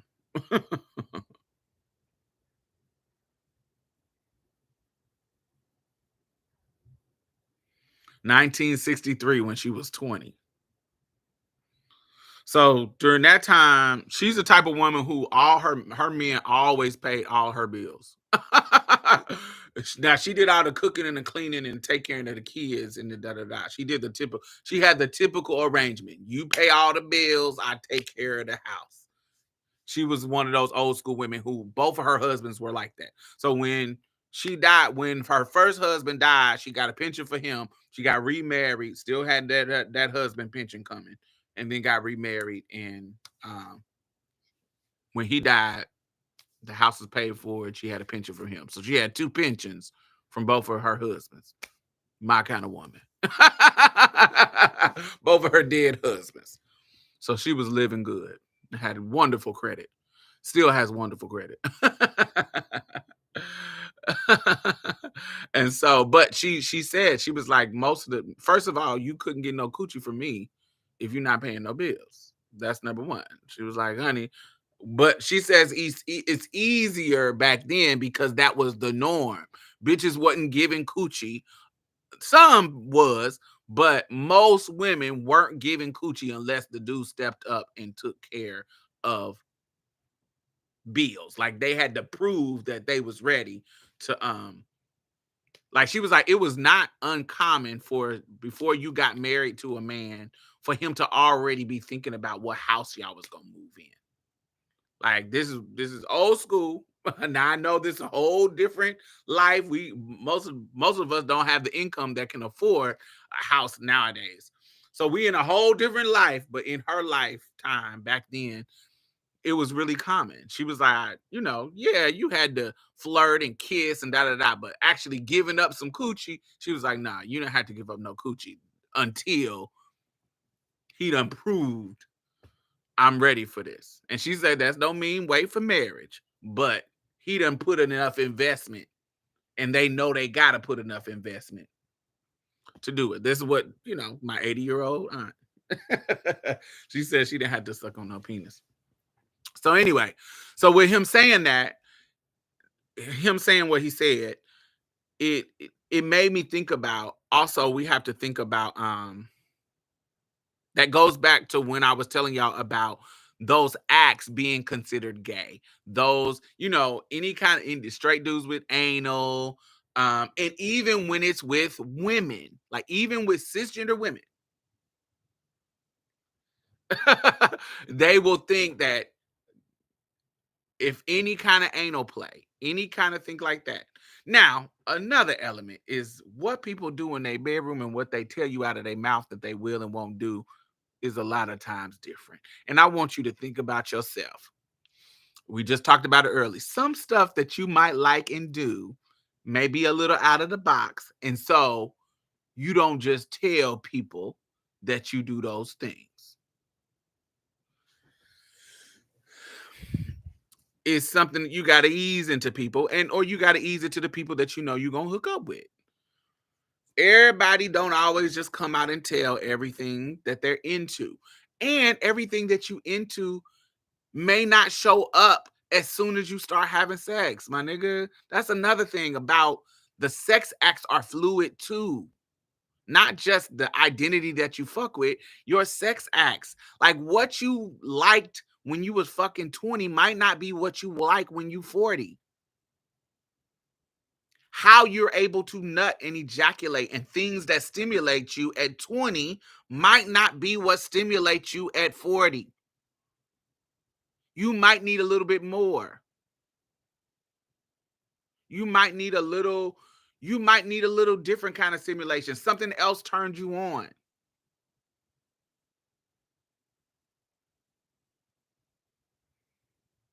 it might be a little different.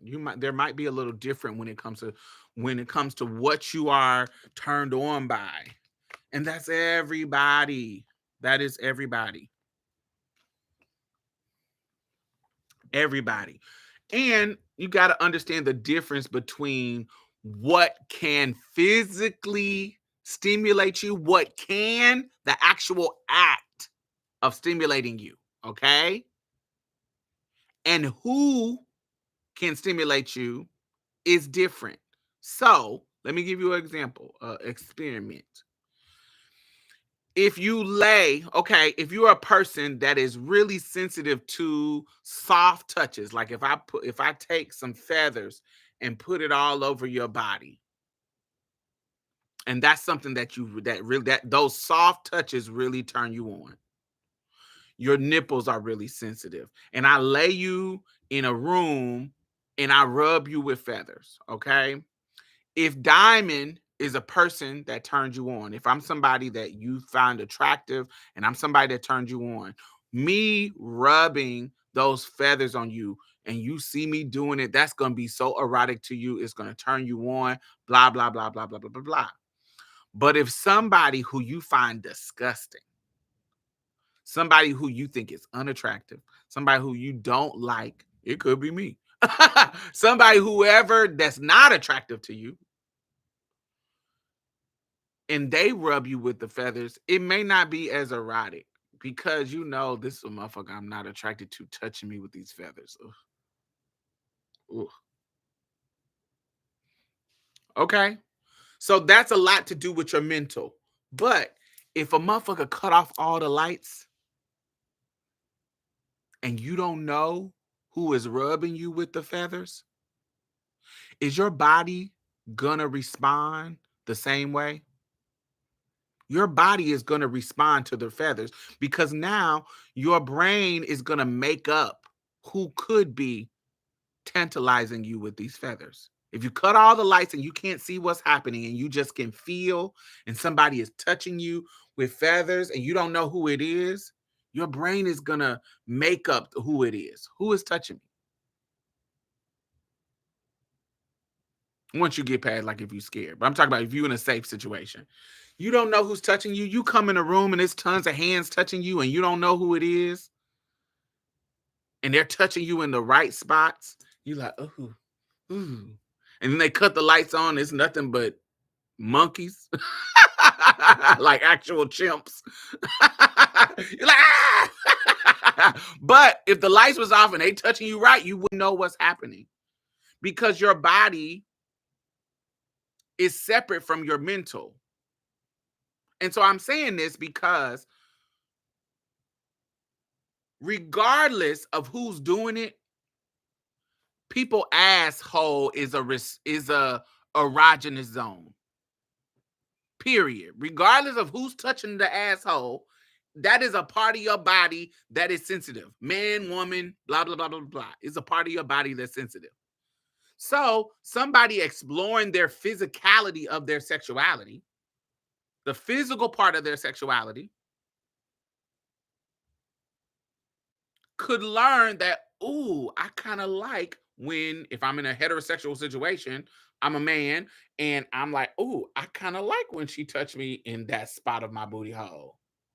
Ooh, I kind of like when she rubbed her finger on it. I might not like her to put a finger in it, but I kind of like for her to rub the finger on the outside of it. That kind of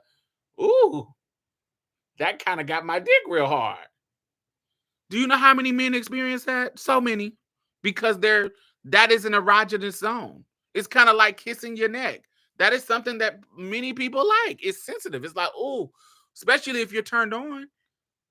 There's areas of your body that are just erogenous zones, no matter who is touching them. Now, if you can see the person and you know that this is some big burly ass man and you're not attracted to men, that mental block can be like, ooh, I don't like that. But that don't mean that your body is still not functioning. You know how many people ain't attracted to this crackhead? They're not attracted to this crackhead, but they can lean back and close their eyes and let the crackhead suck their dick because that physical part of their body still works. They can imagine somebody else. I may not be that's why you see, you're like, oh, y'all having these crackheads? Yes, they having these crackheads because they can get the feeling of getting their dick sucked or fucking or whatever they're doing, and they can close their eyes. They can sleep with anything. They sleep with fucking toys. Where's I got a whole toy in the room. it can it can stimulate you.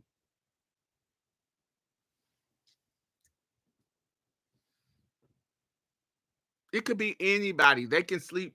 They sleep with fleshlights. They put their dick. Your body.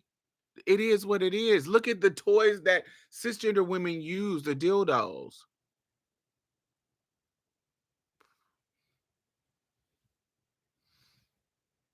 Like there's dildos that are shaped like aliens. There's dildos that shaped like real penises or other kind of shit. Like it's so many. The roses. It's so many things. Those things are still stimulating your physical self. So I'm saying all of this because dudes who mess with people, that physicality still works no matter who they dealing with, whether it's a cis woman, a trans woman, a stud, whatever they dealing with, their stimulation still works. And so he had to say that shit, the shit about does that make me gay if she eating my ass? Because that goes back to what I was telling you. The acts can be considered gay. The getting your ass ate can be considered gay. Getting your ass played with could be considered gay. So many of these things, that goes back to what I was talking about earlier in the conversation, can be considered gay. All right. So let's go to the last part. Like if I would be able to love a trans woman. Oh, this is good. This is good because this is deep. But it's a female. I don't know, like, if I would be able to love a trans woman, but I've never been put in that predicament. I have been put in a predicament where I have had a relationship with a trans woman, but it was because I was on the streets and I needed a place to stay, and she was staying in a hotel and she offered me a place to stay, but she was trying to do things that I don't do, you know what I'm saying? And honestly, I don't know if I would be able to love a trans woman because they would see things that I truly can't do. You know what I'm saying? Because you like women as well, right? Okay. So I wanted to play that because that's deep. Predicament. I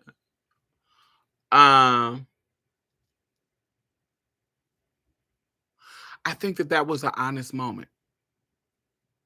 There are so many men, especially black men, because we can get into the socioeconomic shit of them, the struggles socioeconomically, who are in relationships with people, not just trans people, but with people that they wouldn't be with because they don't have the family support, they don't have the community support, they don't have friends that they can be real with, and they need a place to stay. There are so many men that are with women, having babies by women, that if they had a choice, and they do have a choice to have sex with them, but I'm talking about if they had other options, they wouldn't have had children by them. They wouldn't be living with them. They would pick somebody else. And that's why when we talk about the cisgender and trans woman experience, and you can add gay men in there a little bit. People who sleep with men, niggas will, whatever options that they see in front of them, if they can use you to have a place to stay, food to eat, they will be in your house, sleeping on your couch, drinking your juice out of your refrigerator, and don't love you at all. And he literally is saying, I don't think I could love a trans woman. Do you think he was telling the trans woman that he was living with in her hotel that? No. He wasn't telling her that out of his mouth. He was dicking her down and eating up her noodles. Eating her noodles. They was microwaving noodles in the hotel. In the hotel, and he was eating up her food that she was turning tricks for, just for a place to stay. And he talked about she wanted to do things that I didn't want to do. You living with bitches just for a place to stay. You want me to believe that you didn't do those things? Talk about it. You want me to believe that you living with bitches, you ain't got no options. You sitting here telling us that you living with people because you won't have no more options. And you want me to think that you didn't do what she wanted you to do. Okay, bro. Okay. Is you know, just like some survival sex work. This is a homosexual. Just like survival sex work works, that shit works like that too. Niggas will do what they need to do. And you draw the line at some hanky panky. Yeah, right. I was in a relationship over 10 years ago with a dude who came out of prison. He said the game is for men to link up with fat girls, trans women, or gay boys after they get out of jail to get on their feet. Mm-hmm. He told me that, and I was like, so nigga, you using me? Oh, hell no.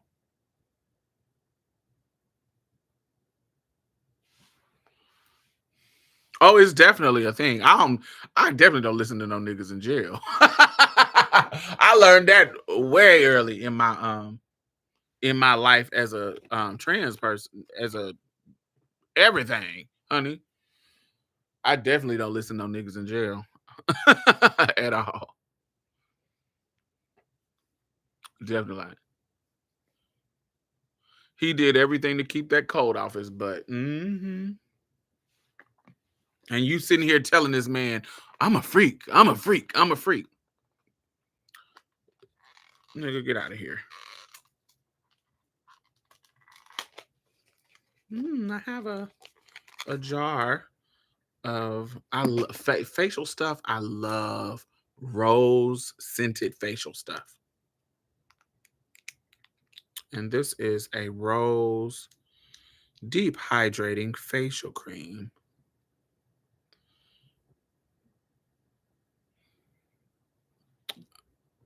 Now I don't like I do like rose scents, but I know I like rose everything. Like I love rose flavored pedophores, like little tea cakes. I love rose flavored drinks. Like there's this drink that I love that I order off Amazon called that's like rose flavored lemonade. Oh, it's so good. I love rose flavored pudding. I just like rose shit. There's something about rose flavored stuff that is really oh, I love this.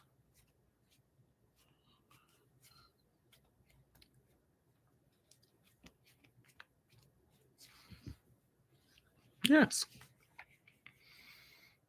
So you like Turkish delight. I'm assuming. I don't even know what that is. Turkish delight. What's that? My uncle was in jail, and when he came home, his friends invited him over. The friend girlfriend was trans, and he said, "You have family to go home to. I gotta get it how I live."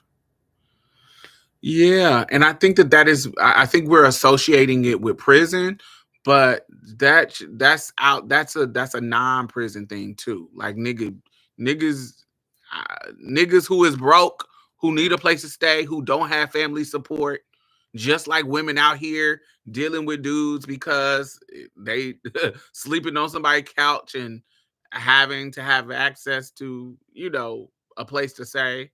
Um, I don't recall tasting it, but if it's rose flavored, I like it. Um, This is common for people who are poor. I've seen, and it makes you vulnerable. And I'm not talking about pedophiles. I don't think every situation is a pedophile situation or a predatory situation, but it makes people vulnerable. Do you know how many butch queens I know, older, who when I was younger, I don't want to say that's a lie. Let me back that up. I don't want to say how many because I don't want to say it was so many because it was not so many. That gives a different implication.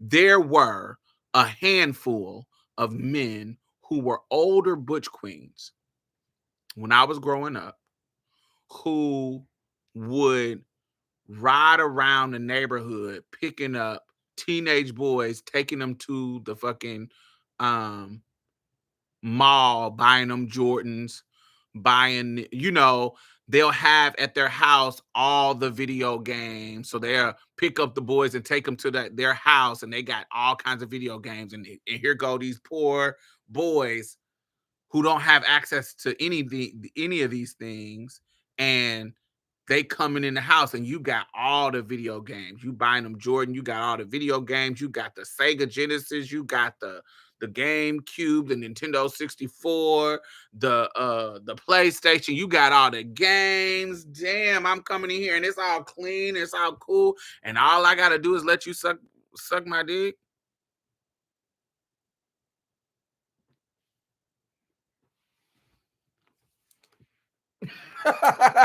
Teenage hot in the draws, boy. That is a game that they play.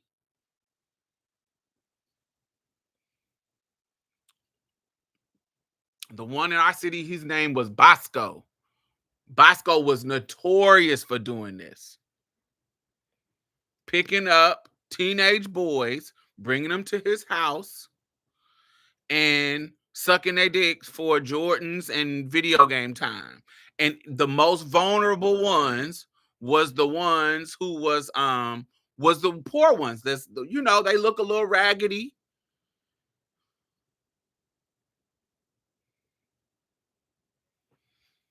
And what would happen is some of the trans girls be on that time too. Absolutely, yes. What will happen is, like men do, he'll catch them when they're young, let's say 16, and then when they get older, like 18, 19, 20, and they more established and they got some money coming in themselves, they start getting more independent and wanting to not fuck with him, and he'll replace them. He'll throw them away and replace them with a new 16-year-old. This is common with older men that I see all the time. There is so many. We dogging R. Kelly, which he should be dogged, but that is so common and we ignore it. It is a play. It is something that happens. Cisgender men do it with young girls. Gay men and older trans women will do it with young boys. It is something that happens. It is something I have seen multiple times. And so they will be in these situations, and I want to say that what I'm describing is an inappropriate relationship between an adult and a teenager. But these type of scenarios, when it comes to the economic status, the age could be the same. Like you could have somebody in 24, but it not be manipulative. I'm talking about a predatory, manipulative situation. There are also some that it's not manipulative. It's just, I am a trans woman who don't have support system, so I have created a home for myself. I got shit going on for me, and I'm 24, and you 22, 23, 24 with me, and you ain't got no support system. But I do. I have these things. So you meet me, I hook up with you, and you come over my house. Damn, she got the soft charming. She got the clean comforters. Ooh, this house smell like my mama house. Ooh, this house smell good. And she can cook. Damn. She cook better than the cis women that I date. Or the cis women ain't expecting. The cis women is expecting something from me. They expecting me to pay bills. They expecting me to do something, to be in love, and da da da da. This trans woman already got her shit together. All she expecting me to do is drop some dick off. And her head fire. And she pretty. And she get her nails and toes done all the time. She do all the woman stuff. The respectable woman stuff. You think I'm gonna go back to my mama house and I ain't got the freedom that I can have at this trans woman's house? I'm eating good. Thumbs up. I'm eating good. Living better than even at my mama house. Because my mama she got a house, but she might be poor. Poorer than this trans woman. Or seemingly. This could be a better location. My mama probably live in the hood. My baby mama probably live in the hood. But damn, you live over here in a nice area. Because she's a trans woman, she can't be staying. Not saying the trans women don't live in the hood, but she try to put herself in a position where she's not staying in the hood because she might not be safe there. And so she done got herself in a better position. And this is his way to be in another better position that he's actually in. That happens all the time.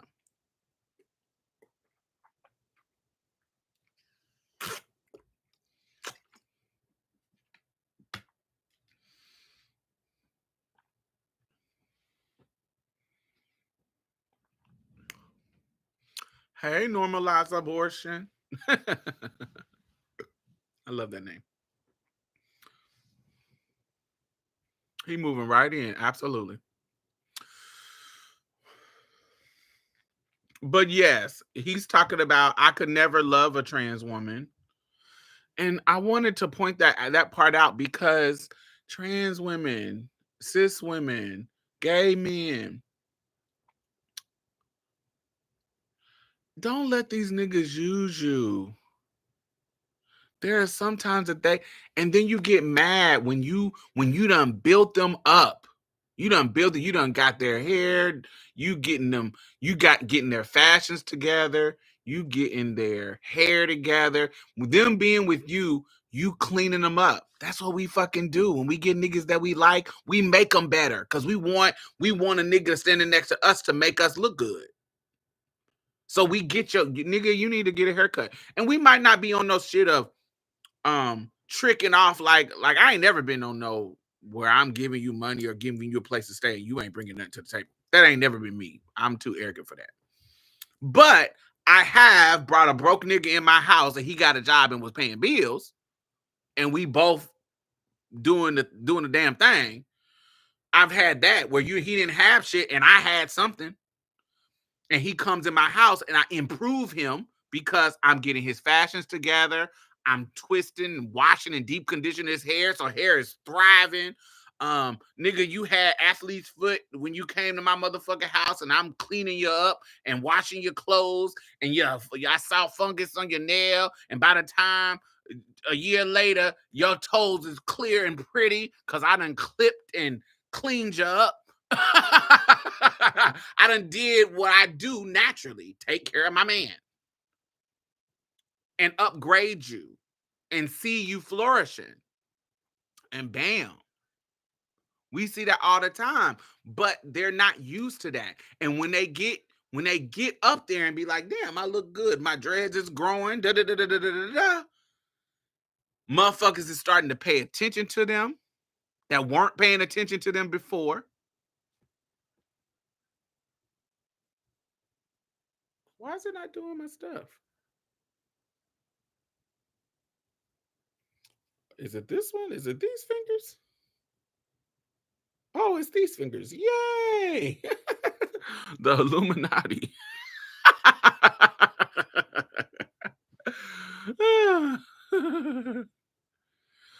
So, which one was the that's a thumbs up. This is the balloons? Yeah.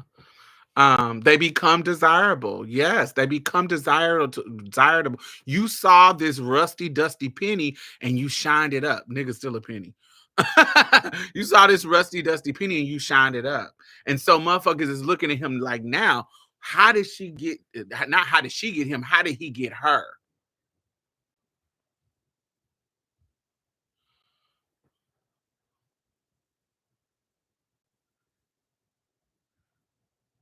And now they don't know how to act with this new attention. Absolutely. And then they glow, you glow, they glow them up. Still a penny is wild. That's the truth. You glow them up. Netta and Charles.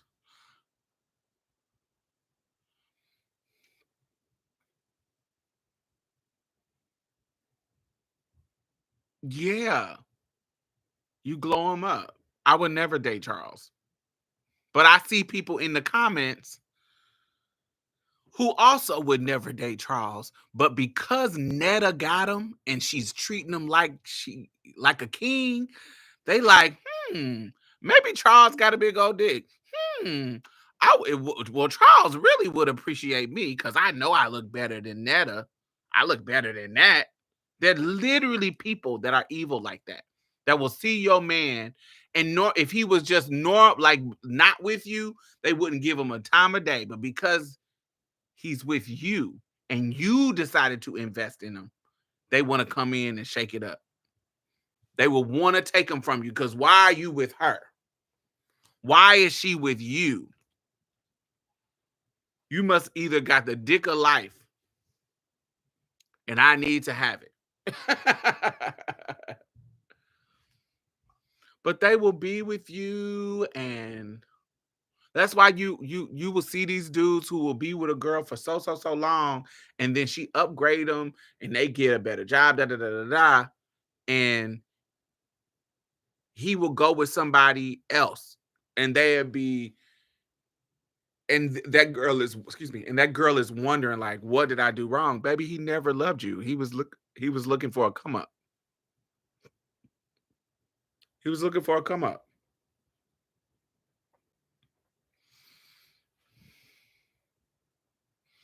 The art of seduction. Yeah, he was looking for a come up, baby. And you thought that you invest all this stuff in him, that he was going to be yours forever because you proved to him that you was a down ass chick. And that's not how it works.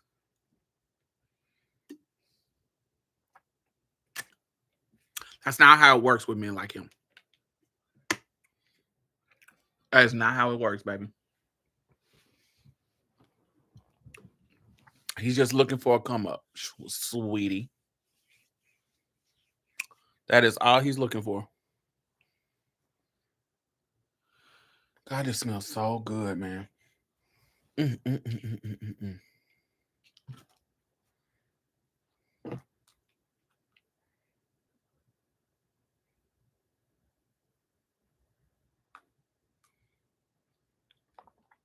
just looking for a come up. All right. So, what y'all want to talk about? What else y'all want to talk about? Have y'all heard his? And that's all I wanted to talk about with the trade, because the trade is. Have y'all heard Megan's hissed? Have y'all? What else is out? What's the tea? Like, what y'all want to talk about other than that? This is the time when we ask questions. At least we can school these young girls in masses now. Yeah, I think, and I don't think there are some things that no matter what an old bitch tell you, you gotta learn through experience. Cause bitches was telling me shit. Bitches was telling me shit when I was younger and I wasn't listening. His is cute, but I don't really care for the video. I love the video. I think the song is fire, and I think I think this is what I miss about old school rap. I miss battle rapping and diss tracks and fire ones. I love it. I love the video. Love the video because she looks sickening. It's just her looking sickening. I love it. And I like when bitches use the music to fight. Nikki being on the internet and talking shit on lives and shit, girl, put it in some songs. Some of your, I don't know, some songs I just ain't. I ain't feeling this Nikki. I ain't feeling this current Nikki. I go back to motherfucking Monster Nikki,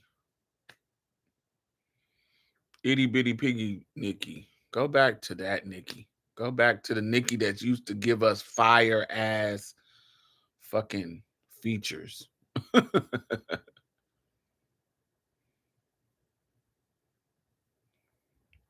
Yeah, you making fun of a girl who got shot. You weird. And you making it fun like because she tall, girl. Okay. Like, is that all you got, honey? Okay.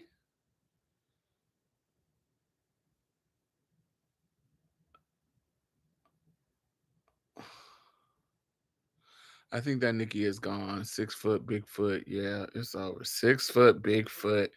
Get on your good foot. Girl, what? Okay. That was your bars? Okay. Somebody asked, "How did you get here from Itty Bitty Piggy?" Yes, it's like, girl, even that album, I don't like it, man. I like the everybody. I like that song, but I like that because of that song. That melody is cute. That if you pick a melody that's fire, that same melody is gonna be fire. Um, what's the I like the high heels on my tippies. I do like that song. The high heels on my tippies and everybody with Uzi. Those are my two favorite songs. I don't know the other ones I didn't like. Is it FUC something? I don't remember the one start with F. Yeah, FTCU. Yeah. Every all I like was those are the two songs. Everybody and FTCU. Fuck this club up. Fuck this club up. Yeah, and it wasn't your bars that I fucking like. It was that shit. The chorus. Yeah, that's the only ones I like. It's right. It's the sample that I like. Yeah, I like Pink Birthday. But yeah, I just.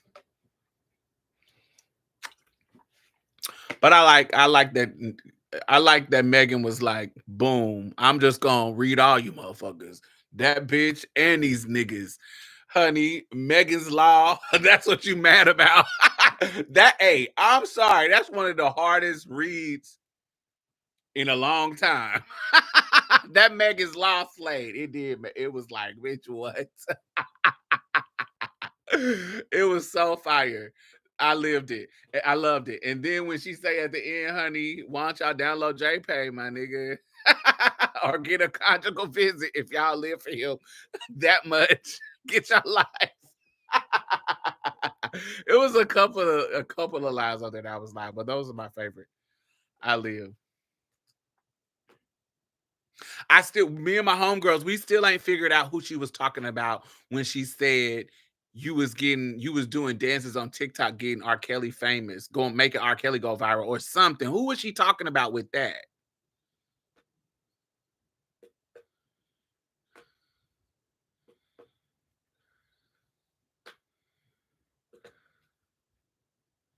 I want to know who that was. Was that I don't know. I don't follow the girl, the Kelsey girl. I don't follow her enough to know her tea. But who was that? Everybody I know was trying to figure out who that was.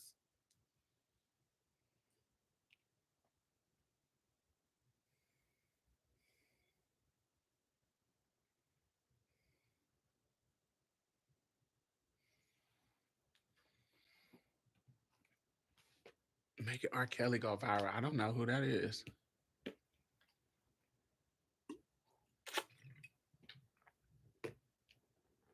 And the fact that Party was fucking 40 something, talking hella shit about Megan. Get out of here. You too old. Anyway.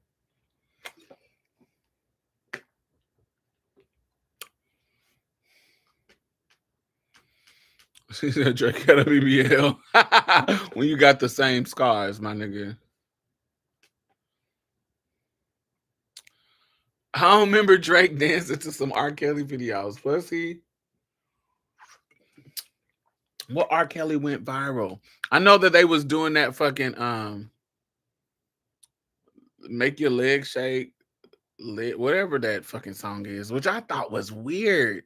I thought that I just sometimes the internet I just don't understand. Like of all things, this is what y'all choose to go viral after this, like this. Man, this shake, get out of here, R. Kelly, my nigga.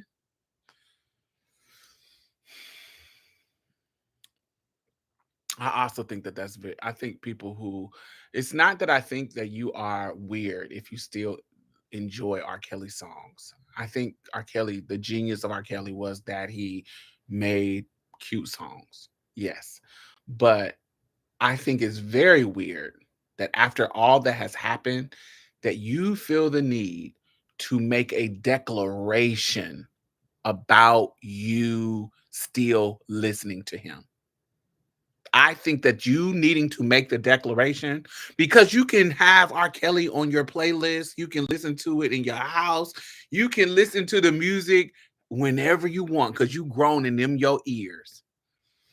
But for you to have to or feel the need to make a declaration that I still listen to R. Kelly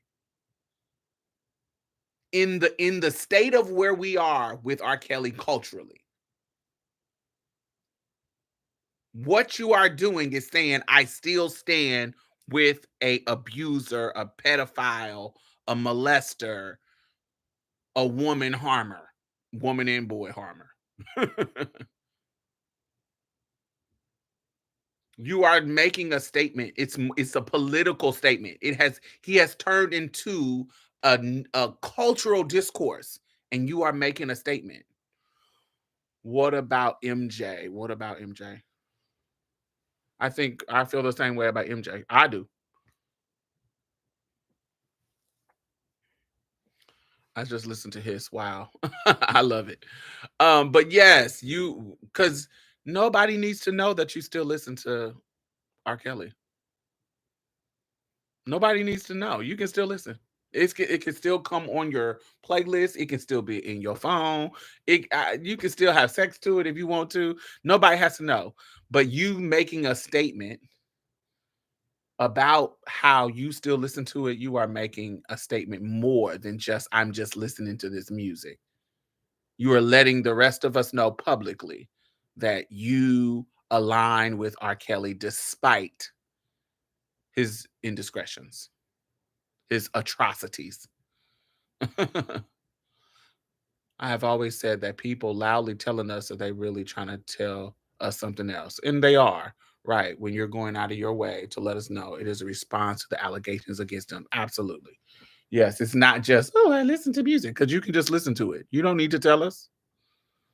You can just listen. We wouldn't know anyway. Sorry, not allegation, convictions.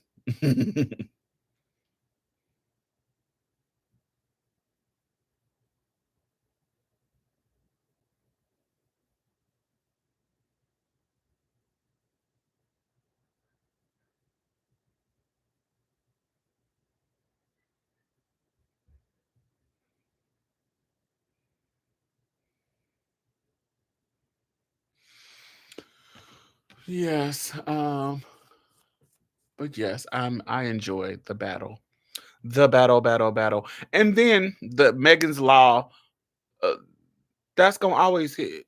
You ain't gonna fucking um you can't live that down. You are married to a rapist. And people are going you and not only are you married to a rapist, you are you are associated with trying to cover up and bully his victim. Use your money and power to cover up his bullshit and bully his victim. Ma'am, you more than ain't shit. There's a difference between I'm with this dude and he got a pass. You get what I'm saying? I'm with this dude. That shit happened. I didn't know about that shit. That shit happened before me, or he told me about it. His story is a little different. So, you know, I don't know what's going on with it, but that's his past. He ain't did nothing to me. Cool. I actually can understand that a little bit. Not for me. Um, but I can get how you could be in that situation. But you using your money and power to bully her and harass her or try to convince her to release statements and that kind of shit, you trash. The way she educated me on the law while dragging. Y'all was like, Megan's Law. Let me look that up. Pedophile. Raper. Ah, that's funny.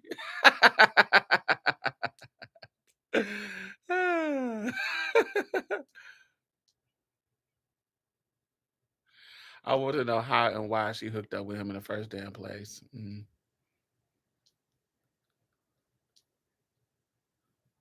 So weird. He gives me Ronnie from the Players Club energy down. Very much set you up to get the hit by the trade. She weird. Yeah, she definitely weird. I was about to say something very xenophobic, but no, thank you. I'm not gonna say that.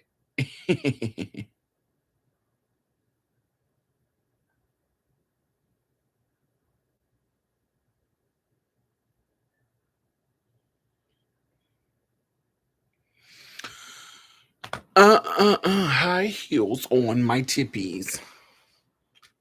Mm.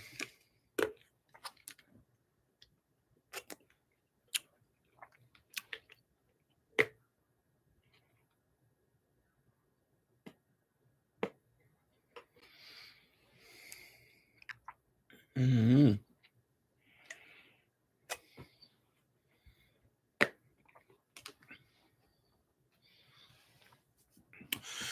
Can we talk for a minute?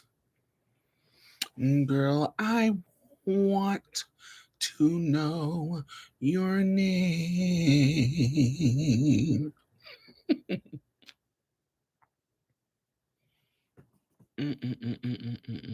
What else is going on? I'm trying to think of. Have y'all got in the swing of political things? I'm really nervous about this election. I'm really nervous. I literally have been thinking about like looking up apartments that are in my budget out of the country. I really have. Like I'm really um considering moving to I did an interview today with my theme for Black History Month. I'm trying to introduce y'all to Black trans people in other countries and countries that you wouldn't think about. And so I interviewed this girl, this Somali girl, and she's from I'll tell y'all about her later. Y'all see it. But she currently lives in a country that I'm like, "Oh, it would be dope." They have a low There's not a lot of black people there, but they have black people there. But yeah, I'm just thinking about moving somewhere.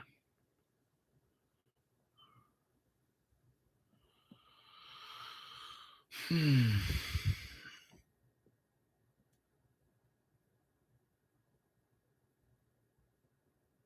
Do I know anything about LGBT folks in Belize? No. Belize, when I think about Belize, I think about it being a poor man's Maldives. Like if you ever, like, you know how Maldives is like this fancy luxury place that's expensive to go to. It is beautiful. The Maldives is gorgeous. But if you want the same exact look as the Maldives, go to Belize. Belize has resorts there that look exactly like the Maldives for a fraction of the price. So when I think about the Belize, I think about how cheap it is and how, it's a large black population. Um, but yeah, I don't know anything about the LGBT culture there. Um, I'm getting involved in the org. It's one of my goals. The state of this country and the way I've expanded my political radical analysis made it clear to me that I have to get with folks in my city. What I also have been trying to focus on is younger. So when I look at my analytics, my viewership is about 10 years younger than me. So 10 to 15 years younger than me, which I'm kind of proud of because it lets me know that what I talk about in my politics kind of skew younger. Um, it's not like the old heads and the boomers are fucking with me. Not saying that that there's not some of them that don't fuck with me, but when I look at my analytics is from 25 to 35. So that's about 10 years younger than me. 10 to 15. 10 to 20 shit. So in that range, if we had more people in that range voting, because the issue is young people skew progressive. They skew in favor of progression. But they don't come out to vote. They don't we don't inspire them. We haven't inspired them since Obama. And so my strategy this go round is to try to get old motherfuckers, y'all. Old people are stuck in their ways. We gotta galvanize young people. So if you are in young people's lives, if you got if you're in the ear of young people of voting age, you have to radicalize them and galvanize them into wanting the vote. And don't use fear tactics. Don't use, do you want Trump? Don't use fear tactics. Actually get them excited about it without using fear. Like get them excited about the history of voting, or I don't know what your tactic could be, but fear doesn't work. It makes people bow out.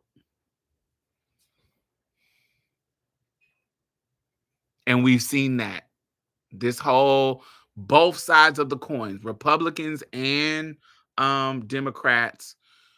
Not saying that any of them are great. We know which one is worse. but but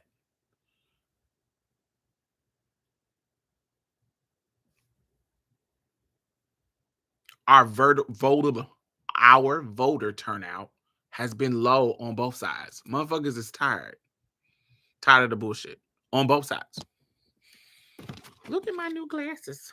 Aren't these cute? High heels on my tippies.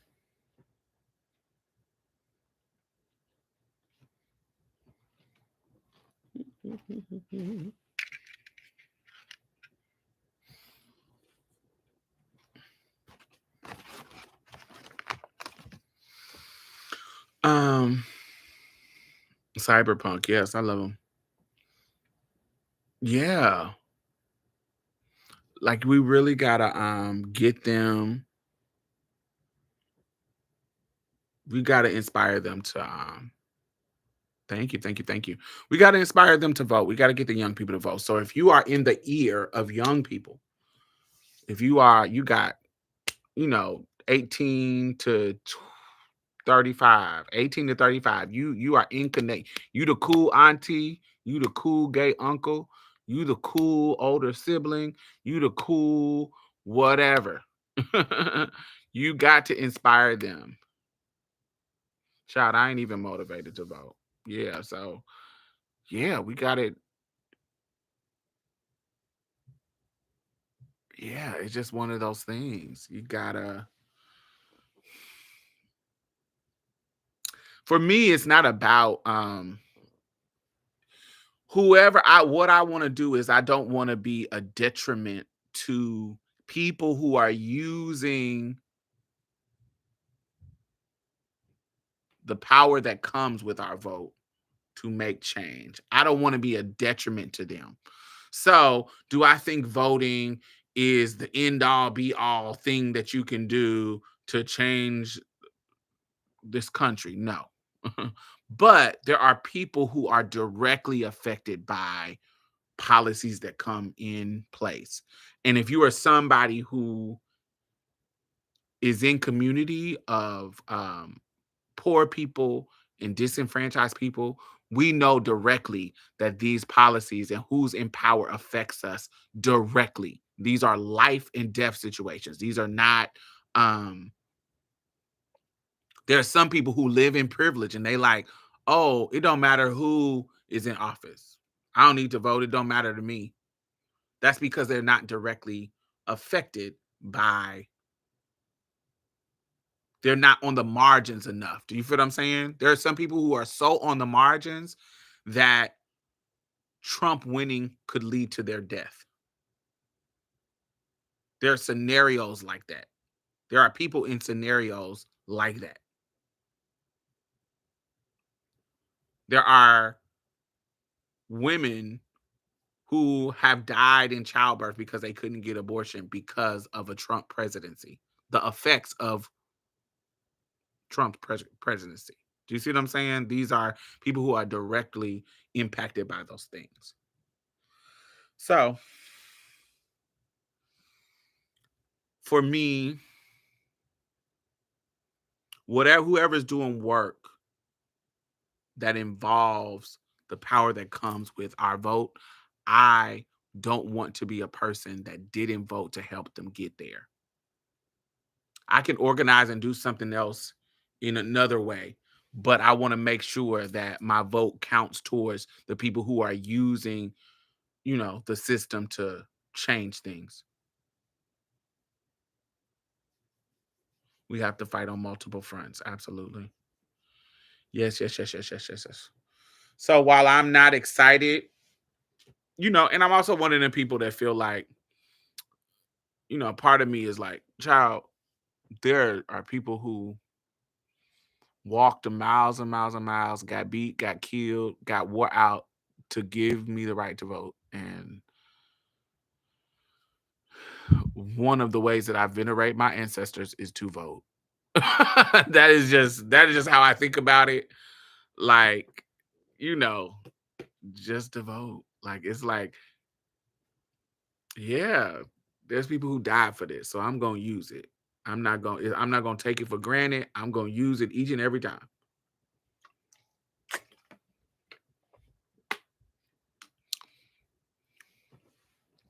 I know some people don't think like that, but that's how I think. I'm gonna vote every time. The crazy part of that, a lot of people are really on the margins. They just live in a way that tends to ignore some of those barriers. Yeah, but some people can't ignore them though. Like there's some people who literally are directly impacted. They on the margins, but there's some people who are on the margins that it doesn't seem like it's impacting them, or they don't know how it's impacting them.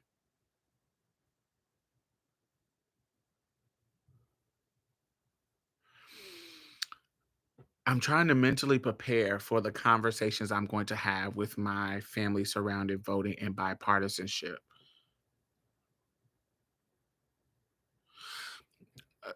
I want you to look at it another way. This has been a little bit more effective for me, JoJo. So you know how sometimes our strategy is, let's engage with the fence riders. Engage with the fence rider. Let's convince them to get off the fence. Okay. I definitely do not suggest trying to convince people who are on the other side. That's a waste of time. But a lot of times we like to focus on the fence riders. But what if you do this? What if you didn't focus on the fence riders? What if you focused on people already on your side, but making it more accessible for them to go vote and be inspired to vote? People who are on your side that you don't have to convince about the politics, but you just have to make it really easy for them to go vote. How about, you're going to go to vote? How about that day, that whatever that voting day, November, whatever that first week of November is, whatever that day is, you dedicate to making it a thing, making it a party, or making it a voting event, to where you take your car and you fill up, you got 3 seats in the back and a passenger seat. You dedicate that you're going to take 1, 2, 3, 4 people to go vote with you. You drive them. You take them. This is just giving you an idea where your mindset is to get people that are already on your side to go vote. Because the problem is that people are not going to the polls, not that on either side. So if we can get the people already on our side to be inspired to go vote, and we make it easier for them, we don't have to have those difficult conversations with the fence riders. We have enough people on our side who already believe in what we believe in. We just got to get them to the polls, especially young people. So if you dedicate your time and energy into getting more people already on your side, you don't have to have the hard conversations of convincing a motherfucker. Focus on the motherfucker who's already on your side that's not going to vote. How can you make it easier for them? That's what I think our strategy should be. We ain't need to reach across the aisle. Let's hug and corral. No reach across the aisle. That's my new campaign. No reaching across the aisle. Let's hug and corral and take them to the vote. What y'all think about that? I am a city commissioner now, y'all. Literally. So that's my new campaign. No reach arounds. Yes.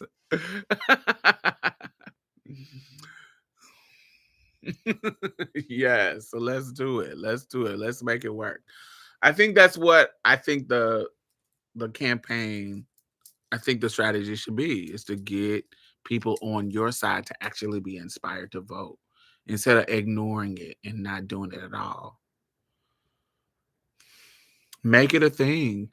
And don't think it got to be some big ass party. You dedicate yourself. That's exactly the way Stacey Abrams cleaned up Georgia, got folks registered and inspired. Yeah. That's how it works. Like, get it. Look at what happened in Georgia. Georgia is a perfect example. How long it's been since it was blue?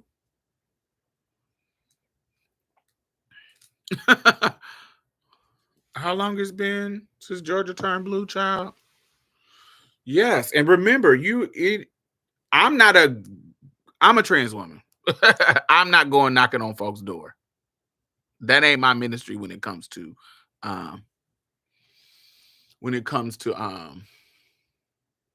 politics. I'm not a door knocker. I've done that before a couple of times. I don't like it. It feels unsafe. It feels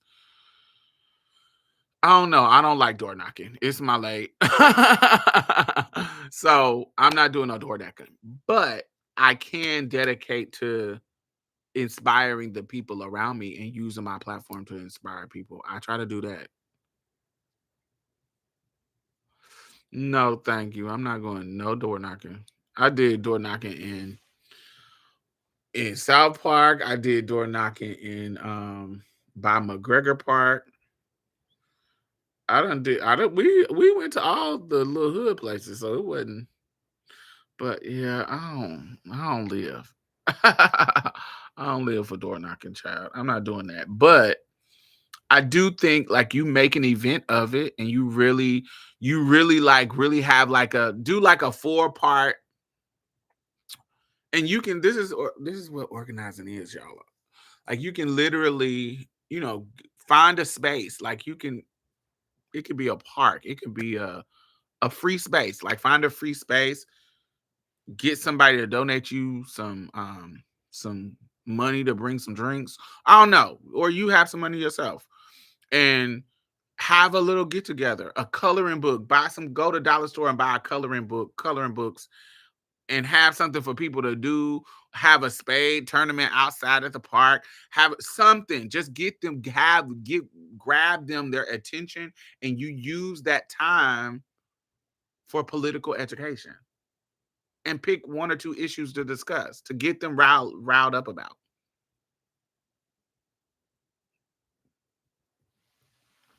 There's so many things you can do. It ain't just one thing. Just be creative. Think about how you can inspire people who are already on your side, who are already in your circle of people to go to the polls.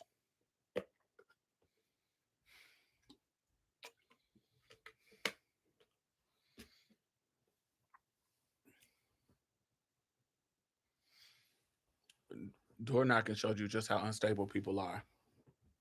No. I don't think door knocking doesn't work. I just think I'm not a good door knocker. Door knockers are good. Are good people, gift a gab, and level-headed people. I'm not a level-headed person. I'll cuss a bitch out. I'm not a level-headed person. Some people, some people need to be cussed out. So I can't always do that. And so you have to have a certain level, a gift of gab, and a certain level of patience when it comes to door knocking. I feel bad. They're looking for canvassers in my city, and I just refuse. I can do something else. Like I could be a poll officer. I can do events. If you want me to do an event, like host an event where we're doing political education and we're talking about our things and this is the issues that are I can do that, but going knocking on people's door and talking to them, no, I'm not doing that. And one day I had dogs let out on me and I almost got jumped, child. They can have that. Yeah. No, thank you. Work the phones. I can work the phones. I can be patient over the phone, not in person. I don't want to do none of that shit. I want to be a host and talk to people on my side. Come join me. Let's have some political education.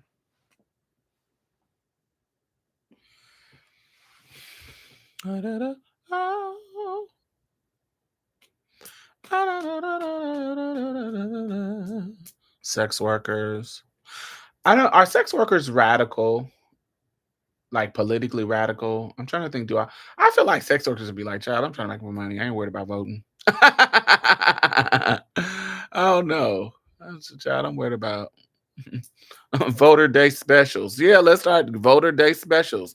You bring your voter registration and voter proof of voting, and you get a special. You get a special treat. I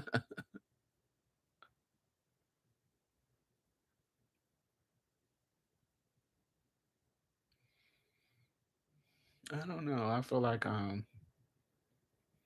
would be dope.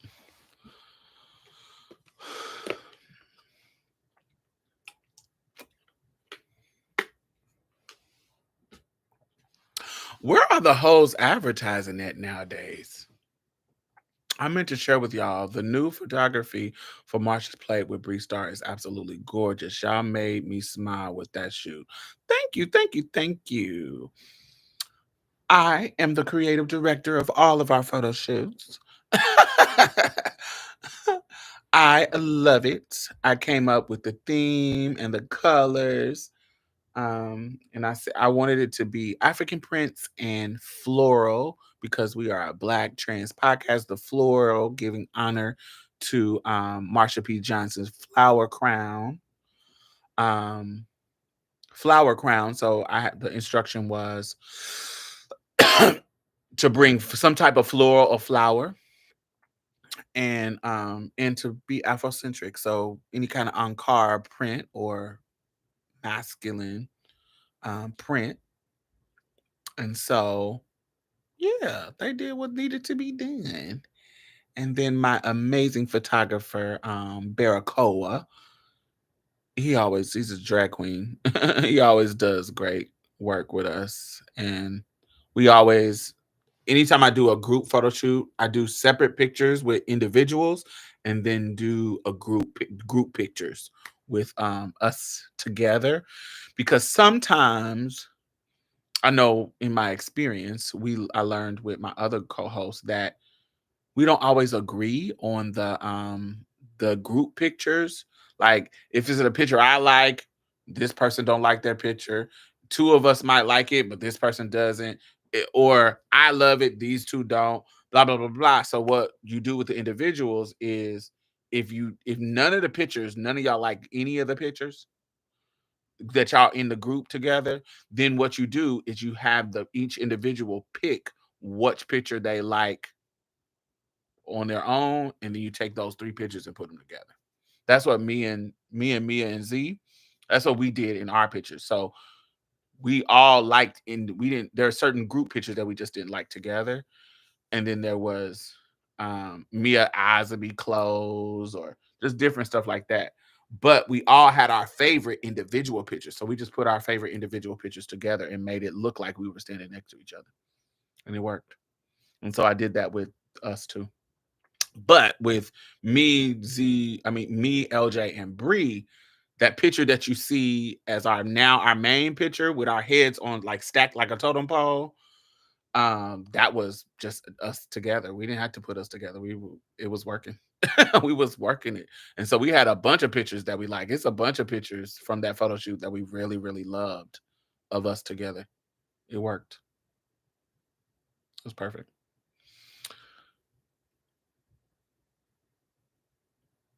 It's some new site that is based in Europe. Were you singing Liberation? No, I don't know what that song is. I wasn't singing anything. I was just ad-libbing. Yeah, I heard somebody. I don't know what the new site is. I'm like, are the girls still using Bitcoins to pay for shit? I'm like, that's one of the things that I was so glad that I stopped being an escort because all that shit that the girls are having to go through to get ads up. Oh, child. Ooh, so late. Um,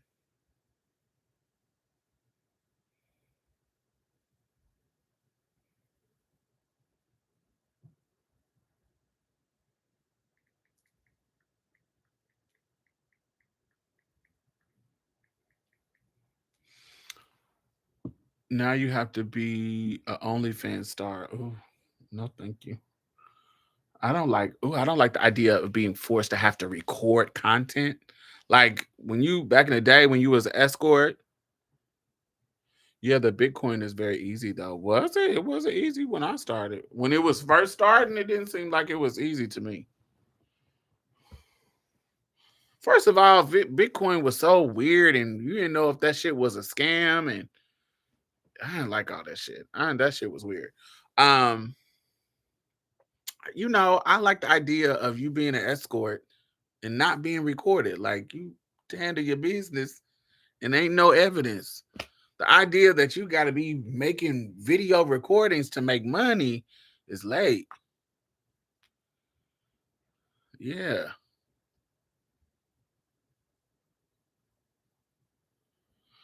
No, it wasn't back then. It's simple now. Oh, okay. Yeah, it's simple now through Cash App or Coinbase. Yeah. Yeah, it was weird. It was weird when it was shifting. I was like, I don't know what's happening.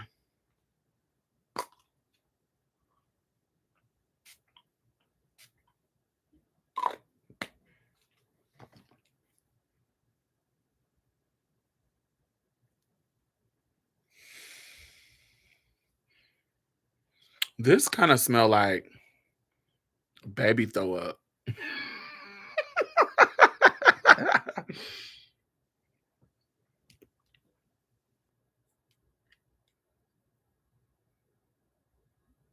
It's like a.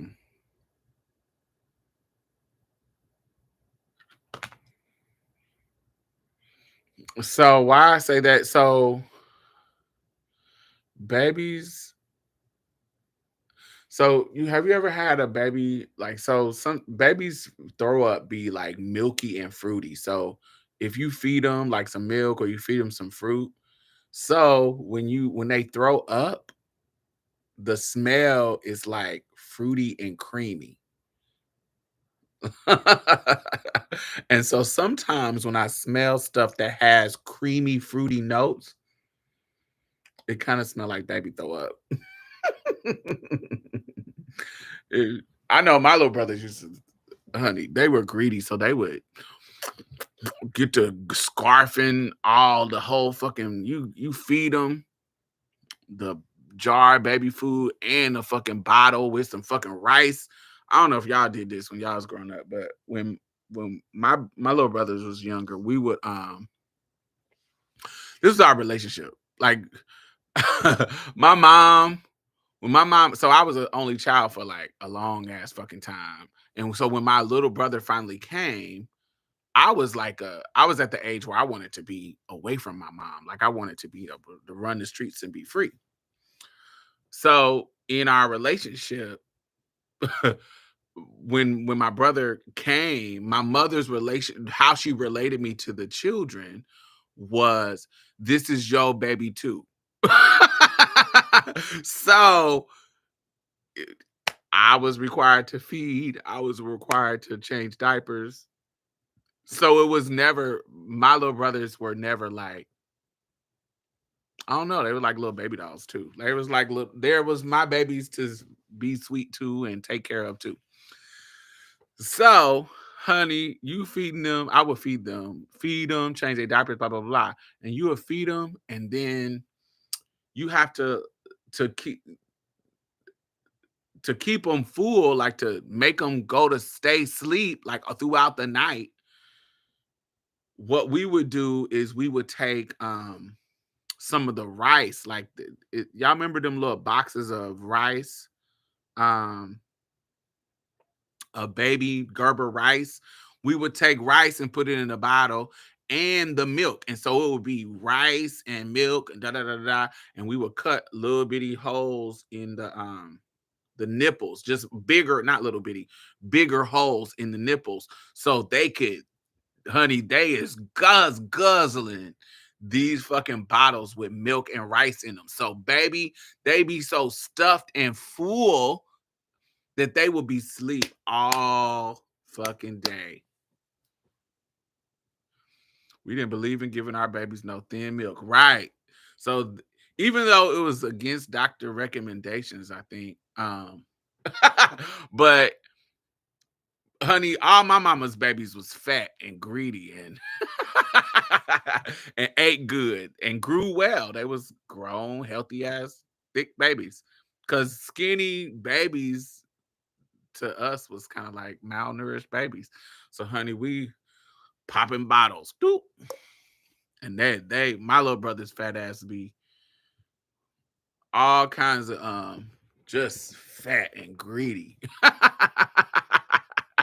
Just fat and greedy. And so they would be, and so this is how you got them to sleep through the night because they were fucking full and stuff. You try, honey, you feed them that rice milk and honey, give them a little at night we didn't really give them the fruit, but that rice and that milk with a little bit of peas or something, little vegetable, honey, you put them, honey, you give them a bath. You put them, you give them a bath and got them smelling all baby-fied and put the powder on them and make them all just, just clean. And then you feed them, put that bottle, warm ass bottle, honey, stuffed, stomach full with warm goodies. Baby, they sleep the whole night. Me and my mama had a routine, baby. That we, because who did not want to get up and for crying ass baby was me or my mama. And honey, we had a routine, baby. If she wasn't bathing and getting them ready, it was me bathing them, getting them ready. And usually we kind of go back and forth. If she did it in the morning, I would do it at night. And if we would do it in the thank you, Wade. Thank you, thank you, thank you. I appreciate you. How you been? I see you got a new name because I blocked the other name.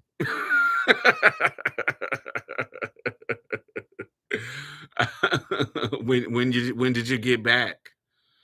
But thank you for watching. um if she did it in the morning, I would do it at night. And if I did it in the morning, she would do it at night. We would go back and forth. You are my 20th super chat. You see your that's a different name. The or it's a name that's different from the old one. I don't know where it was. But you see Brandon's mother, how she done made a whole new name for him, child.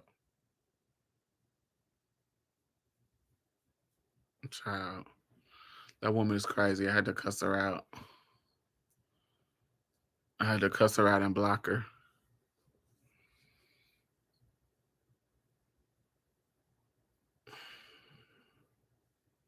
Because she tried to call me and I had sent her some money for the funeral.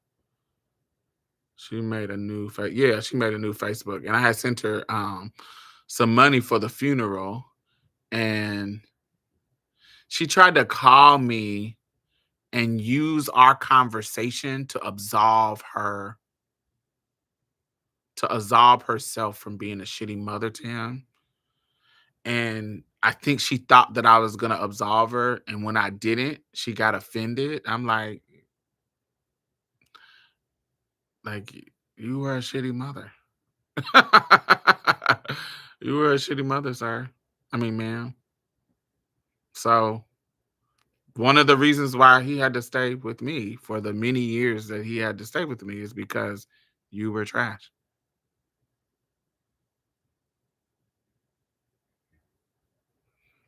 Yeah. Sweetie, you were trash. You literally sold his dog. You are just trash. And she's like, what do you mean? Well, what did you do about his drug use? I didn't know Brandon was using drugs because I don't use drugs and I don't allow drugs in my house. So I didn't know that he was using drugs. And then when I had an inkling that he was out of my house.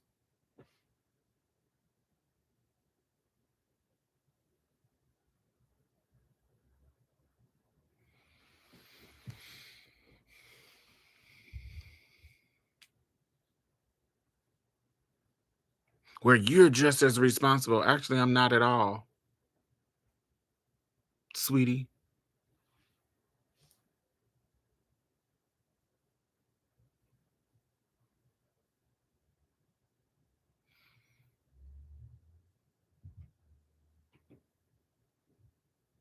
Yeah, it was wild. And I was like, I had to tell her, like, it's not your fault. This is a choice that he was doing. But it ain't got nothing to do, but you not about to act like you and your honey, your white motherhood didn't lead him down the road of the trauma. Get out of here. And you not about to call my phone and play on my time with the bullshit. Cause I know the real. I know the real you. I've been dealing with you for years. You can play that game with the rest of them, but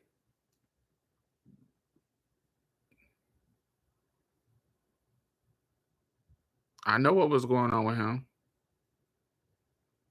Even the drug stuff, like what it is when I would there was things that I knew that he was doing, but not to the that what he was doing during the time of his death was not what he was doing. I'm not talking about type of drugs. I'm talking about the level of drugs. He wasn't doing that in my house with me.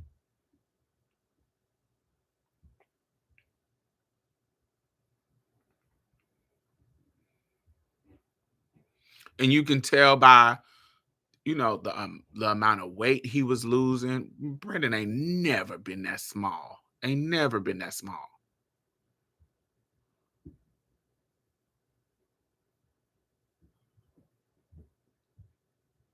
No, I saw pictures. Brittany sent me pictures, and I was like, "What is happening?" He ain't never been that small, ever, ever, ever, ever.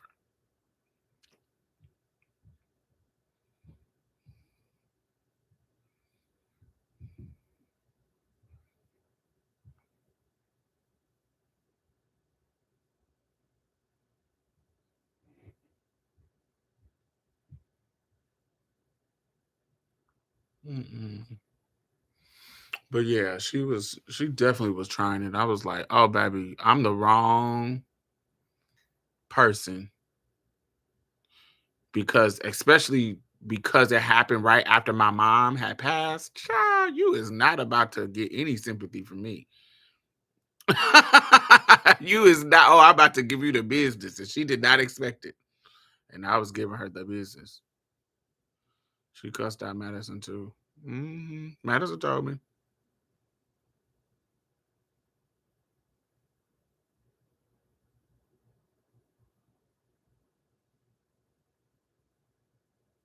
Yeah, my mom passed away in 2020,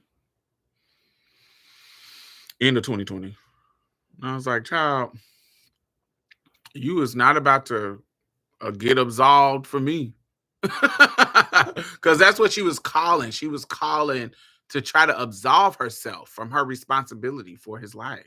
I was like, oh no, you're not about to do that with me. I was like, I know who you are. I know what you did and your abuse. I know you. And not just by what he told me. You, my experience, my personal experience with you.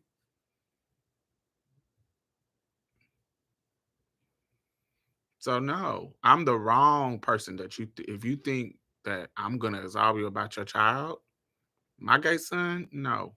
Mm-mm. Cause I know the tea. And you can't fake with me. You can fake with these other people, but you can't fake with me. I've been on the phone with you. I know how evil you are. I know that this is just an act because you didn't have enough time with your child to make up for it. And so now you're feeling guilty. Get out of here. Well, he was bipolar. Well, he was sick. He was this. And da, da, da, da, da. I knew all of that. You think I didn't know all of that? I knew all of it. You think he lived with me for most of the time in this decade?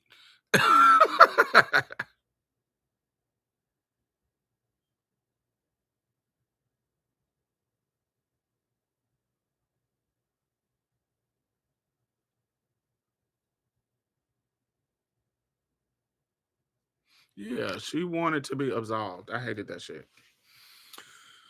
I hated that shit. I'm like, he lived with me for most since I met Brandon in 2010. He moved in with me in 2013. Stayed with me till I put his ass out.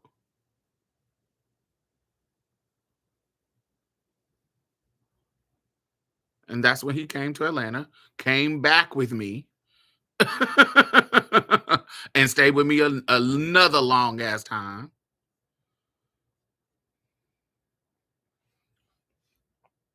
As soon as he lost that apartment in California, he came where he come to Texas.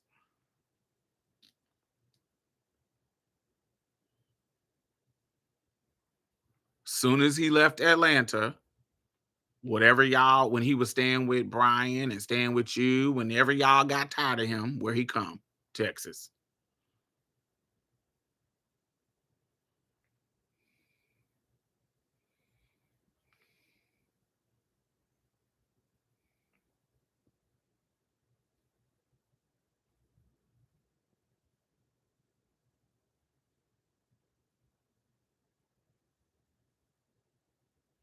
Only reason why he had to leave my house is because he wasn't contributing to the bills. He had stayed with me for 2 years without paying no rent. And he was making money, and he wasn't pulling his weight. And he was making money because I got him a job at my job because I was the boss. So he was in a perfect situation because he wouldn't have got fired. I'm the boss. I'm the only bitch who could have fired anybody. But he was not contributing. And so I had to put him out, child. You a grown ass man. We not fucking. And you ain't contributing. Brandon could have stayed with me. As far as our personality, Brandon could have stayed with me forever. Because our personality, we got along. I could deal with his manic depression. I could deal with his mania and you get what I'm saying? I can deal with every bad shit about Brandon I could deal with because I'm skilled at dealing with that type of person. Brandon knew when to calm down with me. Brandon never bucked up against me. Brandon loved me. Brandon never did any kind of bullshit in regards to us. He would have stayed with me forever. It was him not being responsible with his money. And now I know that it was because he had a drug addiction. But I'm not, because of my relationship with my mom and her addiction, I don't give grace around that shit.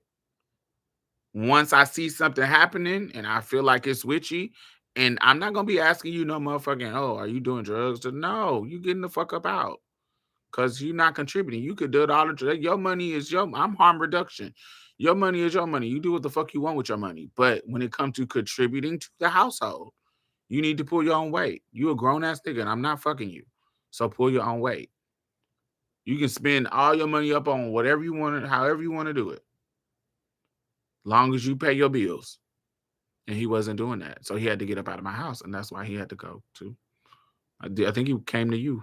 And then he went to whoever's Dee Dee in St. Louis. Were you cool with weed? No.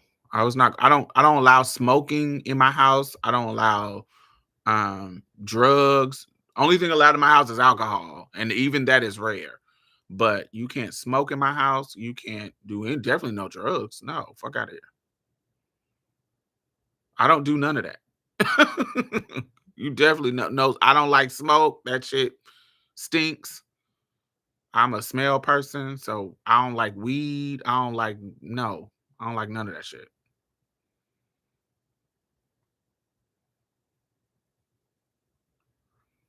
And when I first met Brandon wasn't doing no drugs. I remember the first time he did a fucking edible. He was calling me crying, telling me come save him. I was in LA and I had to literally go pick his stupid ass up. He was with Brian. And that was the first time he had did an edible. And he's crying, telling me come pick him up.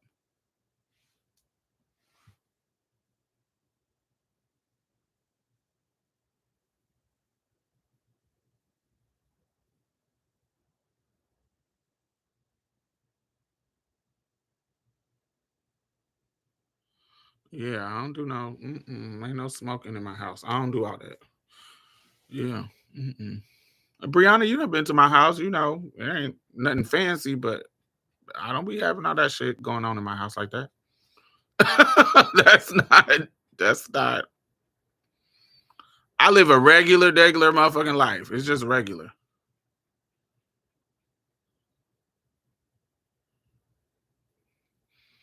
I never saw no needles around my house until that. I was so shocked. Yeah, it was a shocking. I think that I don't think it was deep like that before he left here. I just really don't. I remember when I had put him out, and he went to stay with Deja. And it was like in October. And so he stayed with her for like a month. So around Thanksgiving, I came over there. Yeah, he used to smoke outside on the patio. Yeah, because he can't smoke in my house.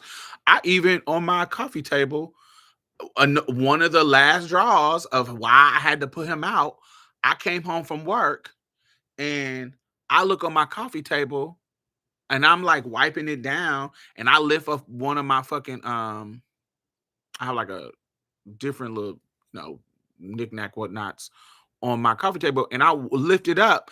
It's a whole fucking blunt burn on my fucking coffee table. And you know you're not supposed to be smoking in here. So why the fuck are you smoking in here? But I guess I was at work and you think, ooh, blah, blah, blah. That's what I'm talking about. And so he just was doing shit that was getting on my nerves.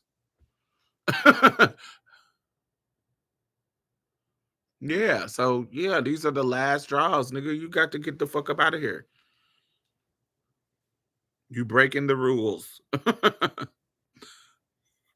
But I remember when we were there would be some times where he would come home from fucking dealing with people and I could tell that he was high. I didn't know what he was high off of, but I could tell that he was high and he would literally go in my closet. In my walk-in closet, like you can put my walk-in closet, it's not super, super huge, but you could put a desk in there and kind of sit in there. Like, so he would go in my closet, close the door, and just be in there watching porn for like hours. So in my brain, I'm like, you got to be off some motherfucking either some X or some Tina or something because who is doing that unless you high?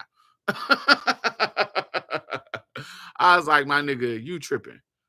And he would, so that was my first hint.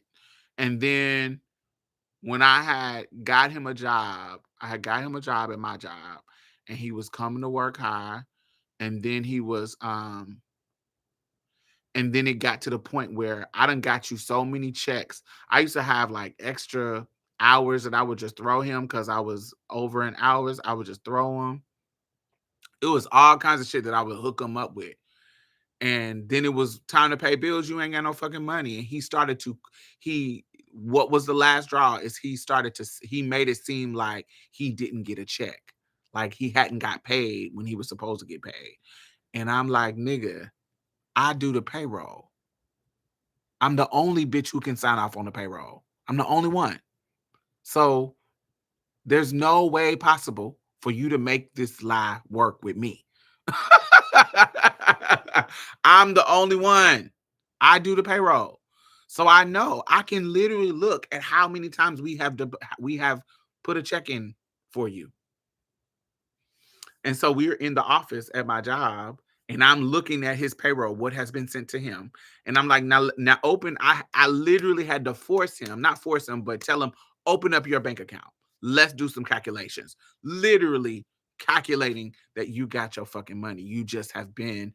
And I'm looking at his bank account and he would go to the ATM every fucking day, two or three times a day, not two or three, but about 2 times a day, getting out $40. $40. That's some dolphin shit, nigga. Something is up. So you got to get the fuck up out of my house. Not because, drugs. It's because you ain't paying no bills. I feel like you should be able to spend your money on whatever you want to spend your money on. But you supposed to take care of your bills first and then have your fun.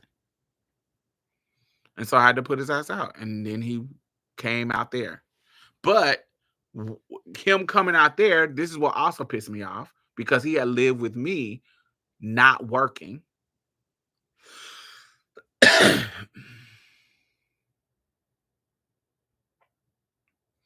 Not working for 2 years. He had lived with me from 2016 to 2018, 19, 18. No, 19. And then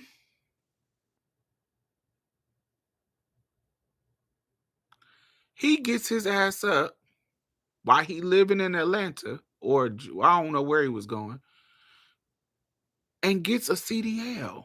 He signs up, go get training and get your CDL license. And in my brain, I'm like, why weren't you doing that while you staying with me? Why wasn't you trying to get your shit together while you were staying with me?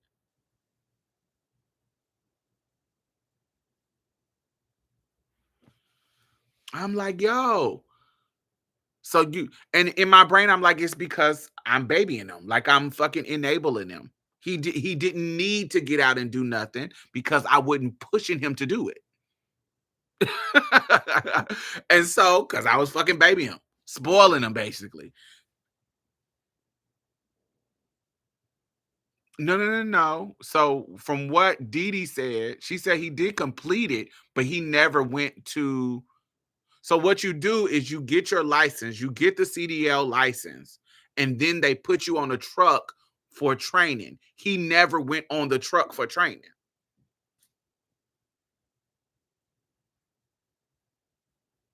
So once you pass the test, which he passed the test, you have to go, and what you do, you got to go drive doubles. Like, you have to be driving with another driver, a licensed driver, for your first month or something. And so he was supposed to go and drive the training for a month, but he never did that for whatever reason. So I remember when he asked me. So after he started living with Dee Dee, once we was back on speaking terms. Well, we never got off on we never was not on speaking terms. What happened was, when I kicked him out, I said, you have to leave or we're not going to be friends anymore. Like, it's getting to that point where it's starting to be malicious and it's starting to make me not like you. So if we're going to continue to be friends, then you need to leave now. Like, if we're going to still be Kiki Judy's and talking and playing on the game and being friendly, you got to go. Because now you're playing too many games. It's getting malicious. Yeah, if we're going to be cool, and still be friends after this, because now it feel like you're lying and you're doing things that are turning to maliciousness and not you. It's getting late. So leave now and we good. So that's what happened. That's how he ended up coming to Atlanta. So we would still be on Elder Scrolls playing the game. So we're talking and da. Anytime Brandon, because I love Brandon. So he was like my child. And so he would call if Brandon asked me for anything, like something small. You can't call me and ask me for $1,000. But if you call and ask me for $20, here you go. It would be, what's your cash? I send it to his cash app. He would ask me for things. I ain't got nothing to eat, Diamond. Send me some money to get something to eat. Cool. I'll order you a pizza or I'll send you some money to get you something to eat. It was nothing. It's something that he asked me for all the time. He's always done that. So, not all the time, but you know what I'm saying? It's something that he's done. And so in that scenario, we were in a group chat or something, me and Ty or somebody, and I don't know if he was trying to get high or I don't know. I don't know what he was trying to do, but he asked me for some money. And he didn't ask me directly like he normally do. Like, he normally will just text me, like, to my direct phone, hey, Diamond, da, da, da, da, da, da. And I'll be like, okay, I'll send it to your cash app. But in this scenario, he he put it in a group chat, a Kiki group chat. So anything in this group chat is a Kiki. It's not serious. It's joking. So when he put in there, I responded with something about you better have these niggas that you fucking send you some money. Is your coochie not as good? Your coochie ain't worth $10. I say something along that line, that nature. And his response to me was, I don't find that shit funny.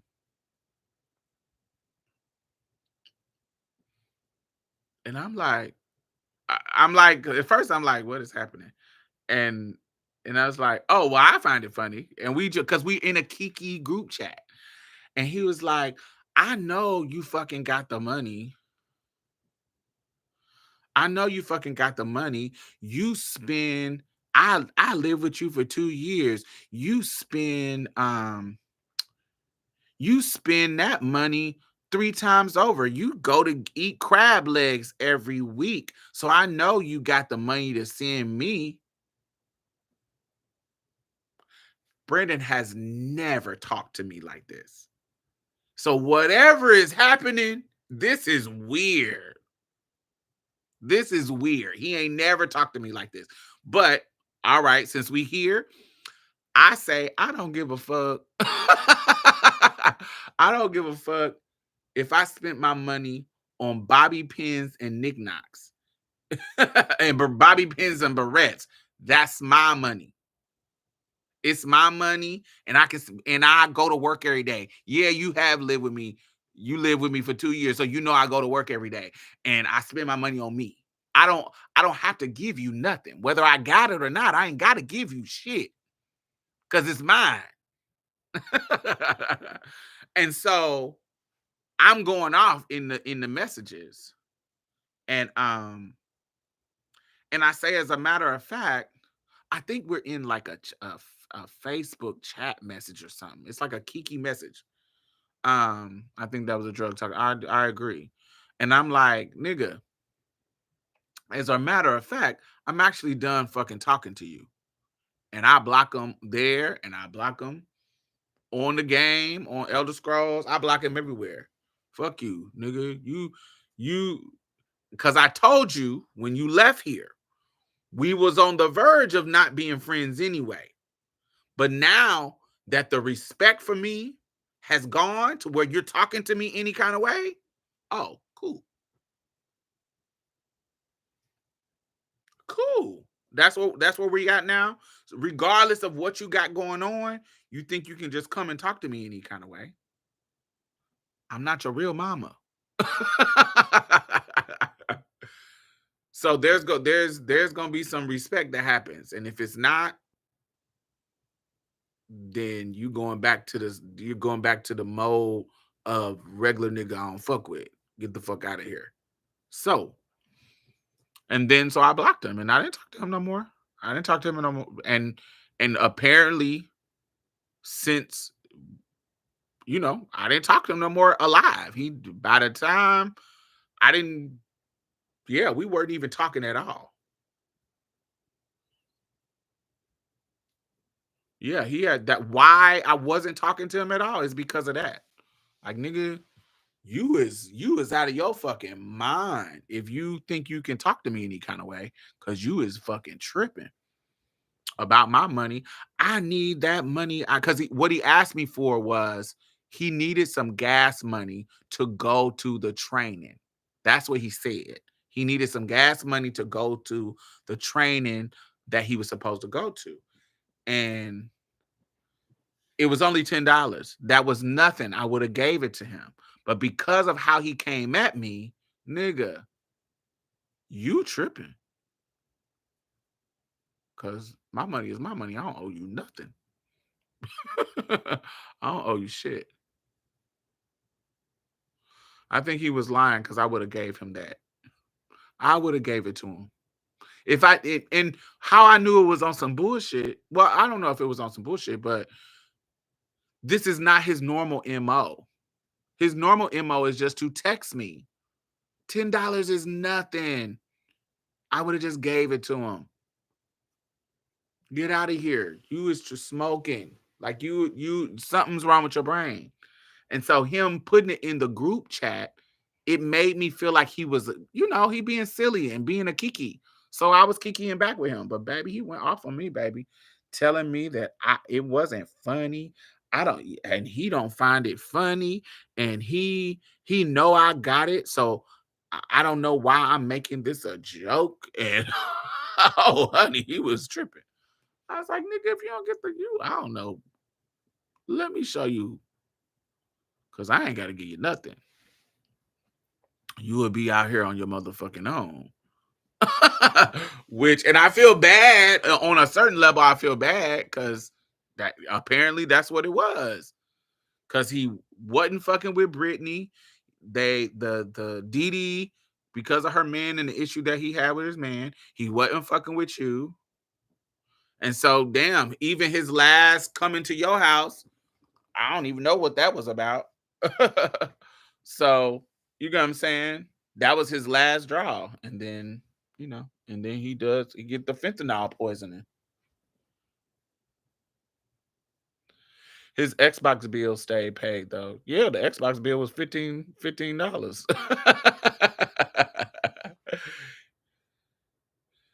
Yeah, he cut Brittany off too.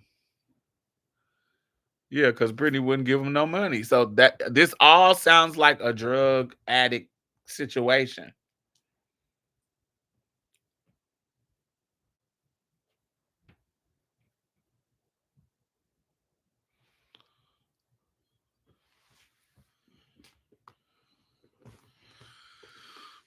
I have addicts in my family, and the way they'll make you have to treat is so crazy. You care, but you can't let them take advantage of you. So the relationship gets rough and weird. Yeah.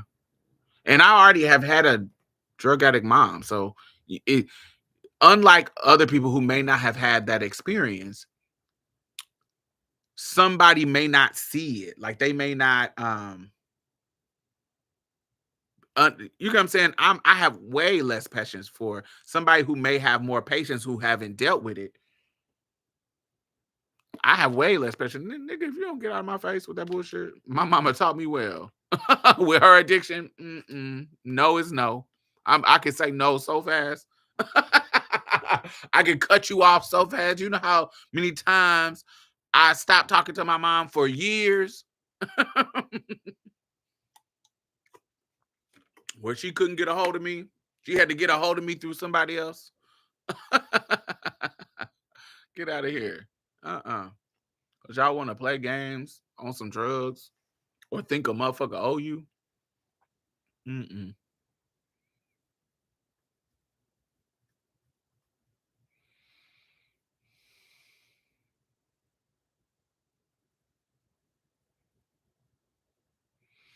All his online friends and elder skills were saying, can they buy some of his gear and items? They're so trifling.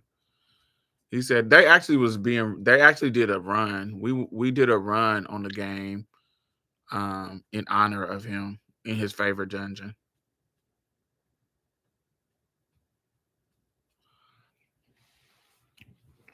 Some of and all of the gear that is worth having in the game, you can't actually sell it. You can't actually sell it. So that didn't even make sense. There's some items that you can actually sell, but um most of the stuff that's worth having, you can't sell the items because you have to beat shit to get it.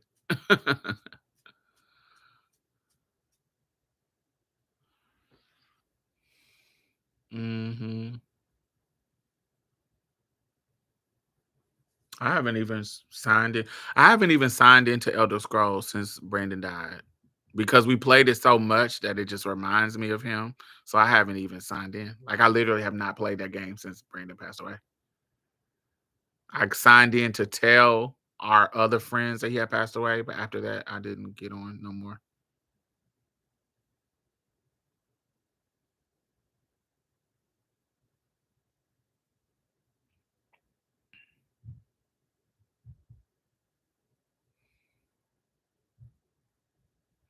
Yeah, because he was a PlayStation person.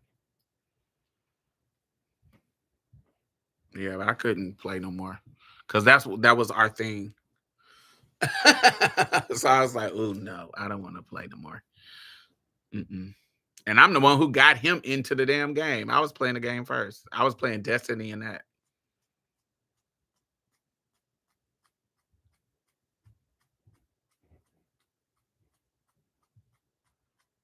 Hmm. Yeah, it was. That was my boo. I wish that he. I wish that. Oh, it's nothing that you really can do.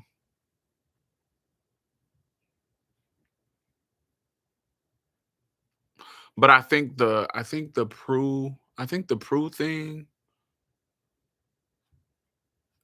I think the Prue thing is really what got him. That sent him spiraling. The shit with Prue and his mama. I think that is what really sent him spiraling because he wasn't doing drugs before then. He wasn't. He wasn't smoking weed. He wasn't doing none of that shit. It was the shit with Prue. That's what I feel like it was. It was the thing that, of course, there's multiple things that leads to it, but I think the Prue situation really fucked him. Really mentally wore him out because Prue was his baby.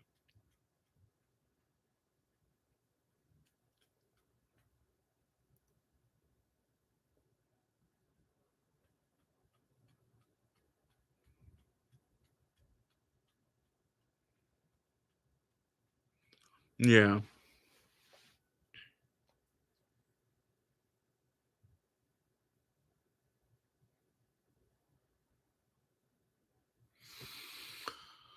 Well, yes. Well, this is getting almost to 4 hours, and it's almost 11 o'clock. I need to finish watching some of my shows, y'all.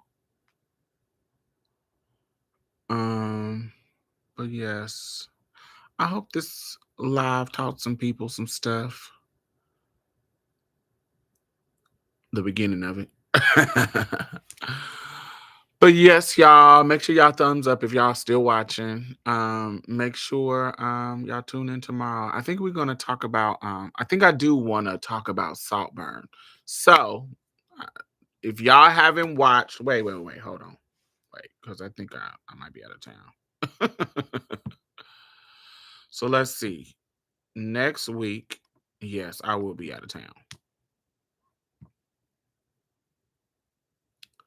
So I'm going to see the Wiz in San Francisco. So if y'all is there,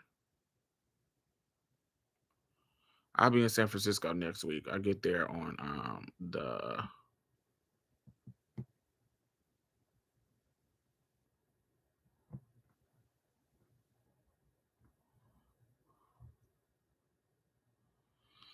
yes, I get there on the 4th. On the first or the second, I can't remember. But yeah, I'll be in San Francisco for a board retreat. So I'll be kind of busy that day. So on the 9th, make sure y'all watch Saltburn, and I'll be back. If anybody's in Arizona, I also will be in Arizona next month for on the 15th. The 5th that weekend, the 15th through the 18th. I'll be in Arizona. So if there's anybody out there, holla at me. Starburn is a movie. It's a really good movie. Thank you so much for the conversation time. Oh, thank you, Jenny. Thank you for being here for so long. Good night, Norma. Bye, Wade. Thanks again for the super chat. Bye, Saint. D. Whitman. Jay. I will chat with y'all later. We out. All right, y'all.